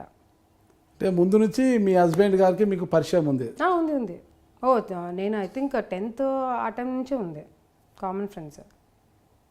నాకు తెలిసి ఒక చిన్న ప్రశ్న అడుగుతాను మేడం, చెప్పండి. మీకు నచ్చితే సమాధానం చెప్పండి, ఒకవేళ నచ్చకపోతే నేను ఇంటర్వ్యూలో డిలీట్ చేస్తాను. ఖచ్చితంగా ఈ ఇంటర్వ్యూలో నేను డిలీట్ చేస్తాను. ఓకేనా? చెప్పండి. ఓకే, మీ హస్బెండ్ గారు మీకు కామన్ ఫ్రెండ్. ఓకే, బాగానే ఉంది. అలాంటప్పుడు మీ హస్బెండ్ గారు మీకు ముందుగా తెలుసు, మీ హస్బెండ్ గారికి వివాహం అయింది, ఆయనకి 2 కుమార్తెలు కూడా ఉన్నారు. ఆ తర్వాత ఆవిడకు డైవర్స్ ఇచ్చి 2 బిడ్డల తల్లిని నడు రోడ్డు మీద వదిలేసి వచ్చి మిమ్మల్ని పెళ్లి చేసుకున్నారు నాగరాజ్ గారు అనేది చాలా నేను అందుకే చెప్పిన నేను ఘోరం కాదు. నాకు వచ్చిన విషయాన్ని మీరు అన్నారు కాబట్టి కామన్ ఫ్రెండ్ అన్నారు మీరు, అది కూడా నాకు తెలియదు కామన్ ఫ్రెండ్. ఆ కామన్ ఫ్రెండ్ తర్వాతే మళ్ళా ఆ అమ్మాయిని పెళ్లి చేసుకున్నారు, ఆ అమ్మాయికి 2 బిడ్డలు, తర్వాత డైవర్స్ ఇచ్చి మిమ్మల్ని పెళ్లి చేసుకున్నారు.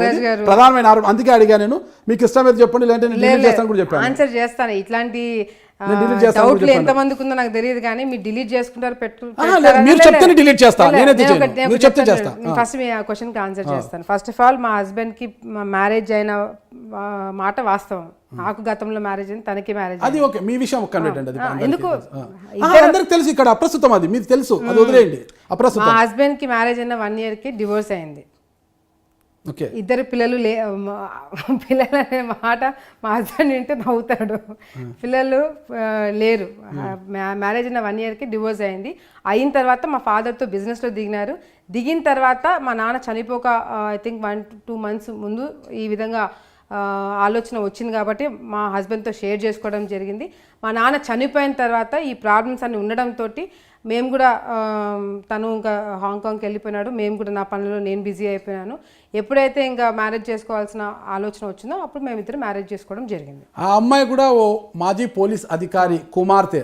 ఆ అమ్మాయి మీకు ఫ్రెండ్ కాదు అని నేను ఒక్కటే చెప్తున్నా మేడం, నాకు వచ్చిన సమాచారం తప్పితే నా ఇది కాదు, నాకు అసలు విషయం కూడా తెలియదు. నేను ఎంక్వైరీ చేసినప్పుడు నాకు తెలిసిన సమాచారం ఇది కాబట్టి మీ దృష్టికి తీసుకున్నా. ఆ అమ్మాయి ఓ పోలీస్ అధికారి కుమార్తె. ఆ అమ్మాయి కామన్ ఫ్రెండ్ అన్నారు కదా, ఆ అమ్మాయే మీ కామన్ ఫ్రెండా అని నేను అడుగుతున్నా. కాదు, ఆ అమ్మాయితో నాకు పరిచయం కూడా లేదు, ఆ అమ్మాయిని ఎప్పుడు చూడలేదు, నేను మాట్లాడలేదు కూడా. అదే ఇప్పుడున్నది అంటే తన పోలీస్ అధికారి కుమార్తెకు అన్యాయం చేసి అఖిలప్రియ గారిని చేసుకున్నారు గతంలో. ఏంటంటే అన్యాయం ఏంటంటే నాకు అర్థం కావట్లా. అన్యాయం చేస్తే నేను ఎందుకు చేసుకుంటాను? అన్యాయం ఒక ఆడపిల్లకి అన్యాయం చేసిన వ్యక్తి నేను ఎందుకు చేసుకుంటాను? అడిగే అంటే సరే, మీరు అయితే ఎవరో చెప్పారు కాబట్టి మీరు అడుగుతున్నారు అంటున్నారు. ఆ చెప్పినోడు కన్నా బుద్ధి ఉండాలి కదా. ఒకటికి అన్యాయం చేసిన వాళ్ళు నేను ఎందుకు చేసుకుంటాను? మా నాన్నకి ఏమన్నా పిచ్చా అట్లాంటి వాళ్ళు ఇచ్చి పెళ్లి చేయడానికి? లేకపోతే నాకేమైనా పిచ్చా అట్లాంటి వాళ్ళని పెళ్లి చేసుకోవడానికి? నాకంటూ కొన్ని స్టాండర్డ్స్ ఉండవా? నాకంటూ ఇంట్రెస్ట్ తోనే భార్గవ్ గారు మీ నాన్నతో బిజినెస్ నాకు తెలివితేటలు లేవా? ఎట్లాంటి వాళ్ళు నేను చేసుకుంటున్నానని? అప్పటి నుంచో మీకు పరిచయం ఉంది కదా, మీరు అన్నారు కదా 10th క్లాస్ నుంచి అప్పటి నుంచే పరిచయం ఉంది. మీకు బాగా పరిచయం కావచ్చు, మీ మీద ఇంట్రెస్ట్ తోనే భార్గవ్ గారు మీ నాన్నగారితో ఏజ్ గ్యాప్ ఉన్న బిజినెస్ లోకి వచ్చారు. అంత అవసరము తనకి లేదు, అంత అవసరం మాకు లేదు. భూమా నాగిరెడ్డి గారు బతుకున్నప్పుడు ఈ అబ్బాయికి భార్గవ్కి డివోర్స్ అయిన తర్వాత ఎప్పుడైతే బిజినెస్లోకి ఎంటర్ అయినారో అది కూడా చాలా విచిత్రంగా చాలా సర్కిల్లో వెళ్ళి ఆ విధంగా భార్గవ్కి ఆఫర్ వచ్చిందే కానీ లేకపోతే అసలు ఆ ఆఫర్ రాకపోతే నేను భార్గవ్ కలిసే వాళ్ళం కూడా కాదు. అట్లాంటిది ఉండేది. రాత రాసింటే ఏం చేయలేదు. సో మీరు మీ సోర్సెస్ ఎవరైతే ఉన్నారో నాకు తెలిసి ఇంటర్వ్యూ అయిపోయిన తర్వాత నేను డెఫినెట్గా తీసుకుంటాను.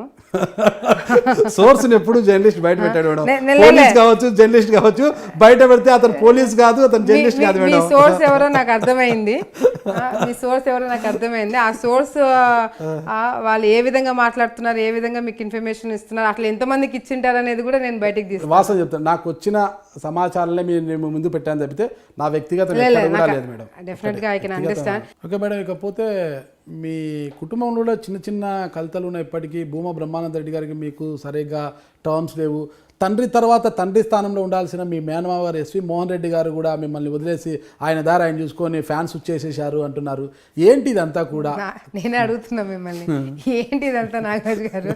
సరే, నాకు పడని వాళ్ళ లిస్ట్ అంతా చెప్పిన, ఎవరితో పడుతుంది అదన్నా చెప్పండి.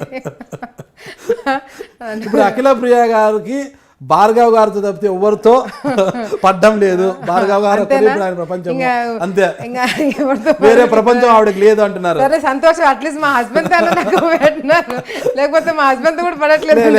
ఆయనతో మాత్రం సఖ్యత కొంటారు, మిగతా వాళ్ళంతా కూడా శత్రువుగా భావిస్తున్నారు. తండ్రి స్థానంలో ఉండాల్సిన ఎస్వి మోహన్ రెడ్డి గారు కూడా ఆమెను లేడని ఎందుకు అనుకుంటున్నారు? ఫ్యాన్స్ వచ్చేసాడు అంటున్నారు కదా. ఇప్పుడు పార్టీలో ఆయన ఇప్పుడు రాజకీయంగా ఆయన ఒక స్టెప్ తీసుకున్నాడు. రాజకీయంగా ఆయనకి ఒక క్యాడర్ ఉంది. ఆయన చూసుకోవాల్సిన ఆయన స్టెప్ తీసుకున్నాడంటే ఆయన కార్యకర్తలకు కానీ ఆయన ప్రజలకు కానీ ఆయన చేసిన వాళ్ళకి కానీ మంచి జరగాలని ఒక ఉద్దేశంతో ఆయన ఒక స్టెప్ తీసుకున్నాడు. మేము ఇక్కడ ఉండిపోయినాము. సరే, ఆయన స్టెప్ తీసుకోవడం వల్ల ఫ్యామిలీలో మాకు ఎందుకు ప్రాబ్లమ్స్ వస్తాయి? ఆయన అదే పొజిషన్లో ఉంటాడు, మాకు ఏదైనా మంచి కావాలని ఆయన కోరుకుంటాడు. మేము పెళ్ళిళ్ళకి మీట్ అవుతాం, పబ్బాలకి మీట్ అవుతాము, ఏదైనా హైదరాబాద్లో ఉండే ఇళ్ళ కాడికి పోయి కూర్చొని మాట్లాడుకుంటాము. ఇవన్నీ ఇది రాజకీయం ఒక డెసిషన్ ఫ్యామిలీ మ్యాటర్స్లో ఎఫెక్ట్ కాదు. ఫస్ట్ ఆఫ్ ఆల్ అది ఎస్వి మోహన్ రెడ్డి గారికి మాకు ఎటువంటి ప్రాబ్లమ్స్ లేవు. నాకు ఇంకా మేనమామ నాకు నా తండ్రి స్థానంలో ఉన్నాడు, ఏం ప్రాబ్లమ్స్ లేవు. దయచేసి అది ఆ లెవెల్కి తీసుకెళ్ళకూడదు. ఇంకోటి బ్రహ్మానందరెడ్డి గారికి నాకు డిఫరెన్సెస్ వచ్చేంత సీనే లేదు, ఛాన్స్ లేదు. వాళ్ళ జేజమ్మలు దిగి రావాలి, నాకు బ్రహ్మంకి మధ్యలో పెట్టాలి. బ్రహ్మం కదా అన్న, మీరు బ్రహ్మం అని బాగా ముద్దుగా పిలుస్తుంటారు. నాకు మా అన్నకి 1.5 year 2 years డిఫరెన్స్. ఎంత తేడా? పెద్దే కదా అన్న అన్ని అంటాను. సో నాకు బ్రహ్మంకి కానీ నాకు మా సిస్టర్ అన్ని అంటారు. ఒరే అంటారు ఎప్పుడైనా? అంటారా? అంటే మా ఇద్దరికి అంత చనువు ఉంది. ఓకే, అంత చనువు ఉంది. మా అన్న అంటే చిన్నప్పటి నుంచి నన్ను బాగా చూసుకున్నాడు. మా మదర్ ఫాదర్ బిజీగా ఉన్న టైంలో కానీ మమ్మల్ని బాగా. బ్రహ్మానంద గారు పాపం కొంత మిల్క్ బాయ్ లాగా ఉంటారు, మీలాగా కొద్దిగా పాదరసం కాదనుకుంటాను. అంటే అదే నేను కూడా అదే నేర్చుకుంటాను ఇప్పటి నుంచి. మా అన్నలాగా సైలెంట్గా ఉంటా, వాడు సైలెంట్గా ఉండి నడుపుతాడు. నేను గట్టిగా మాట్లాడతాను కాబట్టి నా మీద ఆరోపణలు వస్తున్నాయి. నేను కూడా వాడి స్టైల్లో పోతాను. మీకు అది వంట పట్టదేమో అనుకుంటున్నా కదా. అది అంటే ఒక్కొక్కరికి ఒక స్టైల్ ఉంటుంది. అది కష్టం కదా, అది అలా ఉండడం కష్టం కదా. అంటే కష్టం అనేది కాదు, అది తత్వాన్ని ఒక్కసారిగా మార్చుకోవాలంటే అవుతుంది. అది కొంచెం కష్టమే. కానీ ఇన్ని ఆరోపణలా మీరు లిస్ట్ చదువుతుంటే నాకే డౌట్ వస్తుంది, ఇంకెవరి పేరు చెప్తారా అని. అఖిల ప్రియ గారు క్రిస్టియానిటీ పుచ్చుకున్నారా? ఇదే మత గ్రంథాలు ఎక్కువగా చదువుతున్నారంటున్నారు. ఇంట్లో బైబుల్ పెట్టుకొని మత గ్రంథాలు చదువుతున్నారు. కాదు నాగరాజు గారు, ఏదో టైం పాస్ కి మీరు క్వశ్చన్లు అడగాలని అడుగుతున్నట్టు. అయ్యో, నేను టైం పాస్ కాదు, నేను లోపలికి వచ్చే ముందే నాకు వచ్చిన సమాచారం, మేడం ఎక్కువ ఈ మధ్యన బైబుల్ చదువుతుంటారు, ఏమైనా క్రిస్టియానిటీ ఏమైనా తీసుకున్నారో మాకు అనుమానం వస్తుంటే సర్లే ఎలాగో ఇంటర్వ్యూ చేయబోతున్నాను మాట్లాడతాలే అని చెప్పాను నేను. సరే, తప్పు లేదు కానీ నేనైతే తీసుకోలేదు. అది నాకు వచ్చే ముందే వేరే వాళ్ళతో అడిగితే మేడము బైబిల్ చదువుతా అంటారు, ఇటీవల 2-3 సార్లు చూసాము, రూమ్ లో బైబిల్ చూసాము. బైబిల్ చదవడం తప్పు కాదు, ఖురాన్ చదవడం తప్పు కాదు, ఏది చదవడం తప్పు కాదు. చదవచ్చు, దాంట్లో తప్పు.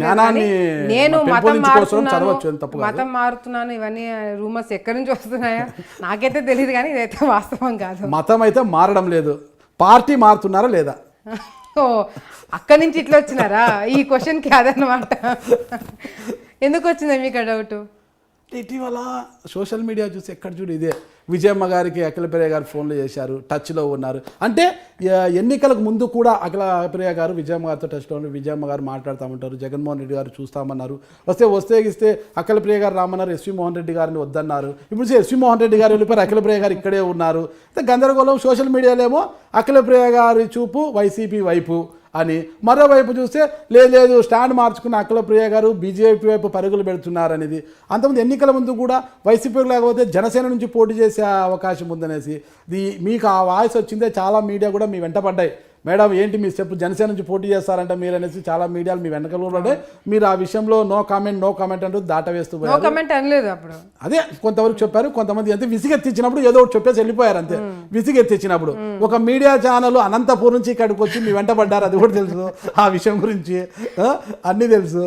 ఓకేనా మేడం? అయితే మీరు జనసేన పోలేదు, అప్పుడు వైసీపీకి పోలేదు, మళ్ళీ టీడీపీ నుంచే పోటీ చేశారు. ఈసారి ఖచ్చితంగా అఖిలప్రియ గారు మతం మారకపోయినా పార్టీ అయితే మారుతున్నారు అని వస్తున్న వాదనలకు మీరిచ్చే ఆన్సర్ ఎందుకు చెప్పాలా? నేను ఇప్పుడు నన్ను అడిగి ఏమి సోషల్ మీడియాలో కమెంట్లు పెట్టలేదు కదా, నన్ను అడిగి పొగ ఉండదు, ఇంతకు నిప్పు ఉందా లేదా?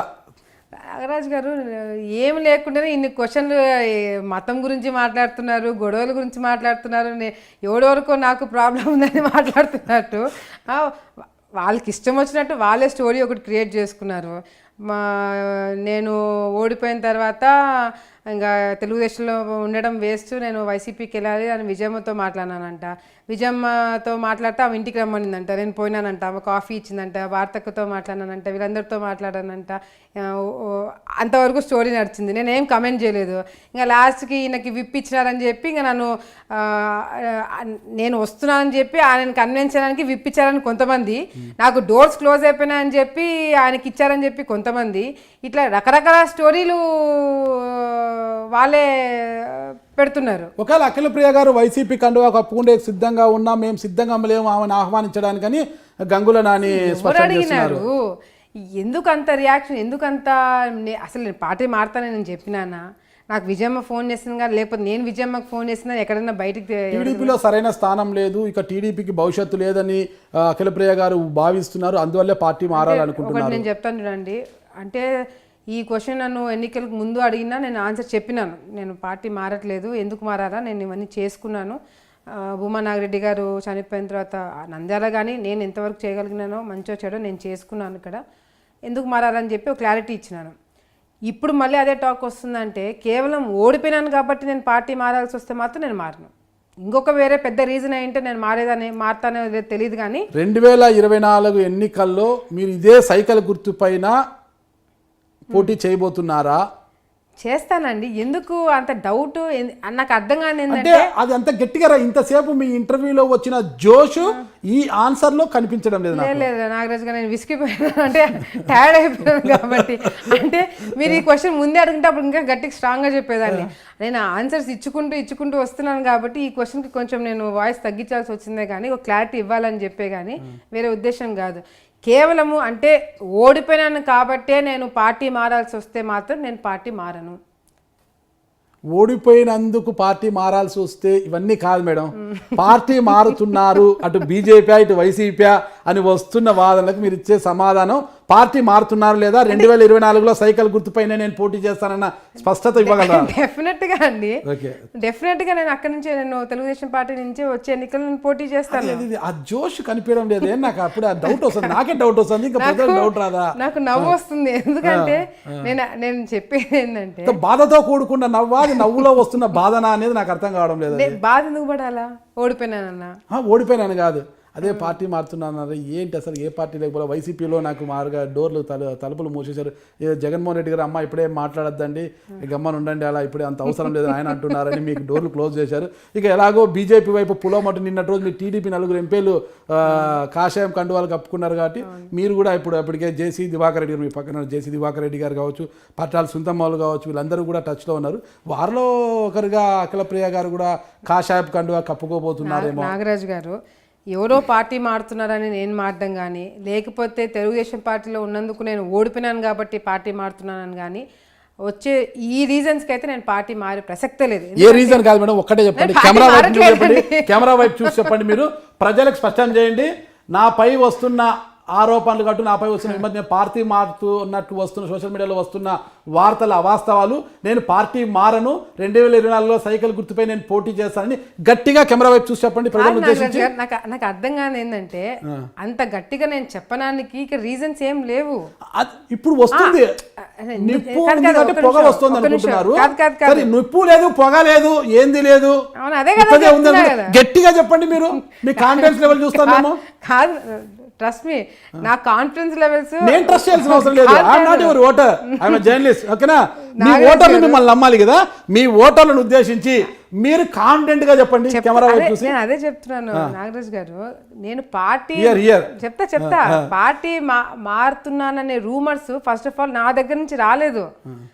నేను ఎందుకు అంత మీరు చెప్పిన కెమెరాని చూసి నేను మారట్లేదు ఎందుకు ఎక్స్ప్లెనేషన్ ఇవ్వలేకపోతున్నానంటే, ఇది ఏమైపోతుందో ఒక జోక్ అయిపోతుంది. నేను ఎందుకు చెప్తున్నానంటే, సోషల్ మీడియాలో ఇష్టం వచ్చినట్టుగా ఇది కేవలం పొలిటికల్గా అయితే నేను కూడా సర్లే అని నేను చూసి చెప్పడానికి ఒక సెకండ్ పట్టదు. కానీ పొలిటికల్గా అట్లే మాట్లాడి స్టోరీలు పెడుతున్నారు, పర్సనల్గా అట్లే పెడుతున్నారు, తెలియక పెడుతున్నారు, క్వశ్చన్ మార్క్ పెడుతున్నారు, వాళ్ళే ఫుల్ స్టాప్ పెట్టుకొని వాళ్ళే స్టేట్మెంట్లు ఇచ్చుకుంటున్నారు. నేను ఇప్పుడు ఎక్స్ప్లెనేషన్ ఇచ్చాను అనుకో, వాళ్ళకి నేను ఇంపార్టెన్స్ ఇచ్చినట్టు అవుతుంది. సోషల్ మీడియాలో ఇంకా ఇప్పుడు ఒకరి ఛానల్ ఎవడో ఇది చేస్తున్నాడని చెప్పి నేను ఎక్స్ప్లెనేషన్ ఇస్తే రేపు పొద్దున ఇంకొకటి పెడతాడు, అప్పుడు మళ్ళీ నేను ఎక్స్ప్లెనేషన్ ఇవ్వాలి. ఇక్కడ ఖచ్చితంగా ఇంత ఎక్స్ప్లెనేషన్ ఇప్పుడు వాళ్ళు పెట్టే అవకాశం ఉండదు కదా. ఇంత గట్టిగా ఇంత బలంగా మీరు బల్ల గుద్ది మరీ చెప్తుంటే ఏంటి గ్యారంటీ? ఎక్కడో చాట మీరు ఇంతవరకు క్లారిటీ ఇవ్వలేదు కాబట్టి సోషల్ మీడియాలో పుంకానుగా కథనాలు వస్తున్నాయి. ఎక్కడ కూడా మీరు కౌంటర్ లేదు నాగరాజు గారు, తప్పు. ఎన్నికలకి ముందు నేను ప్రజారాజ్యంలోకి జనసేనకి వెళ్తున్నానని చెప్పి పుకారు వచ్చినప్పుడు నా కండువా వాళ్ళే మార్చుకున్నారు. నా తెలుగుదేశం పార్టీ కండువాని తీసేసి వాళ్ళే కండువా మార్చి జనసేన కండువా పెట్టేసి వాళ్ళే ప్రచారం చేసుకున్నారు. సో నేను అప్పుడు కూడా నేను ఖండించకూడదు అనుకున్నా. ఈ సెన్స్లెస్ రూమర్స్ అన్నిటికీ నేను రియాక్ట్ అవుతూ పోతుంటే నేను డిస్టర్బ్ అవుతాను, నా కార్యకర్తలు కూడా డౌట్లో పడతారు. సో నేను రియాక్ట్ కాకూడదని అనుకున్నా. ఎప్పుడైతే రియాక్ట్ అవ్వాల్సిన పరిస్థితి వచ్చిందో నేను మీడియాలో అందరిని పిలిపించాను, ప్రెస్ మీట్ పెట్టినాను. ప్రెస్ మీట్ పెట్టి నేను పార్టీ మారాల్సిన అవసరం నాకేం పడింది, నేను ఎందుకు మారాలా, భూమా నాగిరెడ్డి గారు చివరి కోరికలని ముఖ్యమంత్రి గారి ద్వారా నేను తీర్చుకున్నాను, అప్పట్లో చంద్రబాబు నాయుడు గారి ద్వారా నేను తీర్చుకున్నాను. ఇక్కడ ఆలగడ్డలను అభివృద్ధి చేసుకుంటున్నాను. నేను ప్రూవ్ చేసుకోవడానికి నాకు ఒక అవకాశం ఇచ్చినాడు, నేను ఏదో తిప్పలు పడి నేను చేసుకుంటున్నాను. ఎందుకు పార్టీ మారాలని చెప్పి క్లారిటీగా నేను ఒక ఎక్స్ప్లెనేషన్ ఇచ్చిన తర్వాత ఇప్పుడు నేను పార్టీ మారుతున్నాను మళ్ళీ అని రూమర్స్ వస్తున్నాయి అంటే కేవలం నేను ఓడిపోయినందుకు నేను రూమర్స్ వస్తున్నాయన్నట్టే కదా. ఓడిపోతే పార్టీ మారాల్సిన అవసరం ఉందా? ఓడిపోతే మాత్రం ఆ రీజన్కి మాత్రం నేను పార్టీ మారను. అదే మేడం నాకు స్పష్టం. ఓడిపోతే అనేది పక్కన పెడితే, ఓడిపోయారా గెలిచారనేది పక్కన పెడితే, అఖిల ప్రియ గారు పార్టీ మారుతున్నారు అన్నదానికి ఓడిపోయారని కాదు, ఇంకోటి కాదు. ఏదేమైనా ఎన్నికలకు ముందు వచ్చింది, ఎన్నికల తర్వాత వచ్చింది. ఫైనల్గా పార్టీ మారడం లేదు, దీంట్లోనే ఉంటానని మాత్రం గట్టిగా చెప్తారు. చెప్తానండి, చెప్పకుండా నేను ఇప్పుడు అదే కదా చెప్తున్నాను. నేను నాకే డౌట్గా ఉంది, ప్రజలు చూసుకుంటారు ఈ డౌట్ ఏదో నాకు త్వరలోనే ఏదో ఇది నేను ప్రజలకి నా కార్యకర్తలకి నా ప్రజలకి నేను ఏందో బాగా తెలుసు. నేను ఒక డెసిషన్ తీసుకుంటానంటే అది ఫ్యామిలీ మెంబర్స్తో నా కార్యకర్తలతో కూర్చొని డెసిషన్స్ తీసుకుంటాను, ప్రతి ఒక్కరికి తెలుసు. ఇప్పుడు చర్చల్లో ఉన్నారన్నమాట. ఇంకైతే లేదు, ఇంకా చర్చలు జరగలేదు. లేదు, జరిగిన తర్వాత ఏమన్నా మా పార్టీ మారుతారేమో. జరిగినప్పుడు ఫస్ట్ మీకే చెప్తా. ఓకే, ఫస్ట్ ఇంటర్వ్యూ నాకే. ఖచ్చితంగా అది కాషాయ, ఎప్పుడు ఫస్ట్ మీకే ఇస్తున్నాను. ఈసారి అది కాషాయ కండువానా లేదంటే ఇంకొక ఏదైనా సరే ఫస్ట్ మీకే ఫోన్ చేసి చెప్తా. ఖచ్చితంగా మేడం, తప్పకుండా. ఇకపోతే ఇక టీడీపీ గతంలో ఏదైతే మీరంతా పార్టీ మారారో, 23 మంది ఎమ్మెల్యేలు పార్టీ మారారు. ఈరోజు అదే 23 మంది ఎమ్మెల్యేలను టీడీపీకి వచ్చాయి. 3 ఎంపీలు ఏదైతే తీసుకున్నారు, అదే 3 ఎంపీలు మీకు మిగిలాయని పదే వైసీపీ వారు అంటున్నారు కదా, మీరు ఎలా ఫీల్ అవుతున్నారు దానికి? అసలు ఒకటండి, డెఫినెట్గా తెలుగుదేశం పార్టీ ఈ విధంగా ఓడిపోవడం అనేది మేమందరం షాక్లో ఉన్నాం, మేము కూడా బాధపడుతున్నాము. ఇటువంటి పరిస్థితి రాకూడదు ఎవరికి అని కూడా మేము అనుకుంటాం. ఎందుకంటే అంటే సరే మీ సైడ్ నుంచి కాదు, మా సైడ్ నుంచి మేము చెప్పుకుంటున్నాం. కష్టపడినాము, పనులు చేసినాము, తిప్పలు పడినాము, తల్లిదండ్రులను పోగొట్టుకున్నాం, ఇవన్నీ చేసుకున్న తర్వాత కూడా ఈ విధంగా రిజల్ట్స్ వచ్చినాయంటే కూడా మేము ఒక విధంగా మేము కూడా బాధపడుతున్నాం. పడట్లేదని నేను చెప్పుకోను, బాధ అయితే ఉంది. పార్టీ కూడా అట్లా జరిగిందని కూడా మేము బాధపడుతున్నాం. కానీ ఇది ఇట్లాగే కంటిన్యూ అవుతుంది అని చెప్పి కూడా అనుకోనానికి లేదు. మొత్తంలో కూడా చూసుకుంటే 40% ఓటింగ్ తెలుగుదేశం పార్టీకి వచ్చింది. వచ్చిన తర్వాత సరే సీట్లు రాలేకపోయినాయి, 23 మందికి రావడం అనేది కూడా స్మాల్ నెంబరు. వాళ్ళు తలుచుకున్న అది కూడా ప్రతిపక్షం కూడా హోదా కూడా తీసేసే పరిస్థితి మాకు ఉందని కూడా చెప్పుకున్నారు. కాబట్టి ఆ స్థాయికి జగన్మోహన్ రెడ్డి గారు అది చేస్తారంటారా? చేయలేదు కదా, ఇప్పుడు చేస్తారు చేయనని అన్నారు కదా ఆయన. నేను చేయాలనుకుంటే చేసేవాడిని, కానీ నేను చేయలేదని అన్నారు కదా. సో చేయననే కదా దాని అర్థము. కానీ ఇదే పరిస్థితి కంటిన్యూ అవుతుందని కూడా అనుకోవడానికి లేదు. ఎందుకంటే 40% నేను ఇందాక చెప్పినట్టు ఓటింగ్ పడింది. అదేవిధంగా ఇక్కడ మెయిన్ ఉద్దేశము బీజేపీ వాళ్ళు చేసే రాజకీయం కూడా ప్రతి ఒక్కరు కూడా గమనించాల్సిన అవసరం ఉంది. రేపు పొద్దున ఇదే పరిస్థితి జగన్మోహన్ రెడ్డి గారికి కూడా వచ్చే పరిస్థితి బీజేపీ వాళ్ళు తీసుకొస్తారని చెప్పి కూడా నేను అనుకుంటున్నాను. పరిస్థితి ఎందుకంటే ఇదే పరిస్థితి ఇప్పుడు వన్ సైడెడ్గా వెళ్ళిపోవడం కానీ, లేకపోతే నిధులు ఇవ్వకపోవడం కానీ, స్పెషల్ స్టేటస్ గురించి మాట్లాడకపోవడం కానీ, ఇవన్నీ కూడా ముఖ్యమంత్రి గారి మీద ప్రెషర్స్ పెట్టడం కానీ, లేకపోతే ఆయనకి ఇవ్వాల్సిన మర్యాద ఇవ్వకపోవడం కానీ, ఇవన్నీ కూడా బయటికి రావడంలో అవన్నీ కూడా చూసుకుంటే ఇదే పరిస్థితి రేపొద్దున వైఎస్ఆర్సీపీ వాళ్ళకి వచ్చినా కూడా ఆశ్చర్యపడాల్సిన అవసరం లేదు. ఎందుకంటే బీజేపీ వాళ్ళు మెయిన్ అజెండా కూడా ప్రతి ఒక్క స్టేట్లో వాళ్ళదంటూ ఒక క్యాడర్ కానీ, లేకపోతే వాళ్ళ ఎమ్మెల్యేలు కానీ, వాళ్ళ మంత్రులు కానీ, వాళ్ళ ఎంపీలు కానీ ఉండాలనే ఒక ఉద్దేశంతో కూడా ఈరోజు ఏ స్టేట్లో కూడా చూసుకున్నా కూడా అదే విధంగా చేసుకుంటూ ఎంపీలను తీసుకోవడం కానీ, అవసరం లేకపోయినా కూడా ఎంపీలను తీసుకోవడం కానీ, ఇవన్నీ కూడా చేసుకుంటూ వస్తున్నారు.